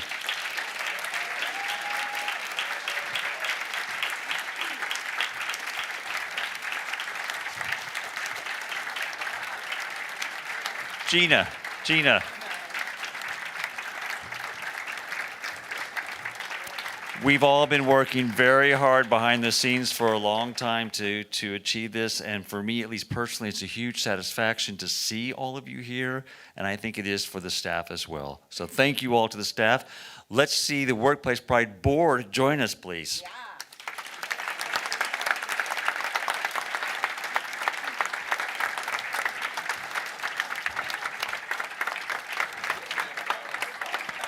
Yeah, it's going to get dangerously crowded up here.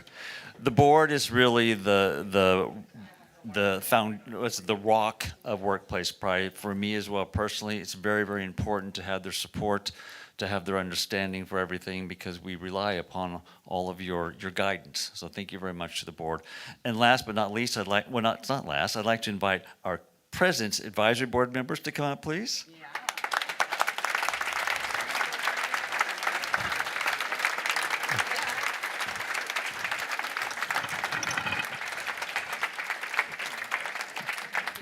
They couldn't all stay the entire time, but I'm glad that we have Paul and Lisa with us. And finally, again, with this type of event, you have to have volunteers, so let's have the volunteers up on stage as well.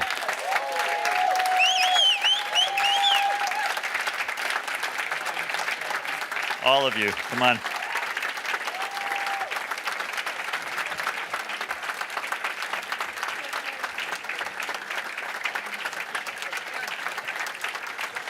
Wow.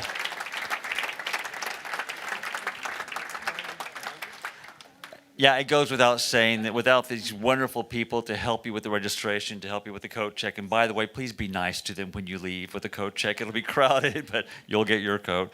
Thank you all very much for your help, for your work. I want to thank Ferdy also back there, somewhere behind the camera, right over there. Yeah. All right, there is truly nothing standing between you and a drink now. So thank you all to the audience. Well, there's actually one thing standing in the way of our drinks, and that is a big round of applause. That would be my first advice as member of the advisory board. A big round of applause for the glue in all of this, David Pollard.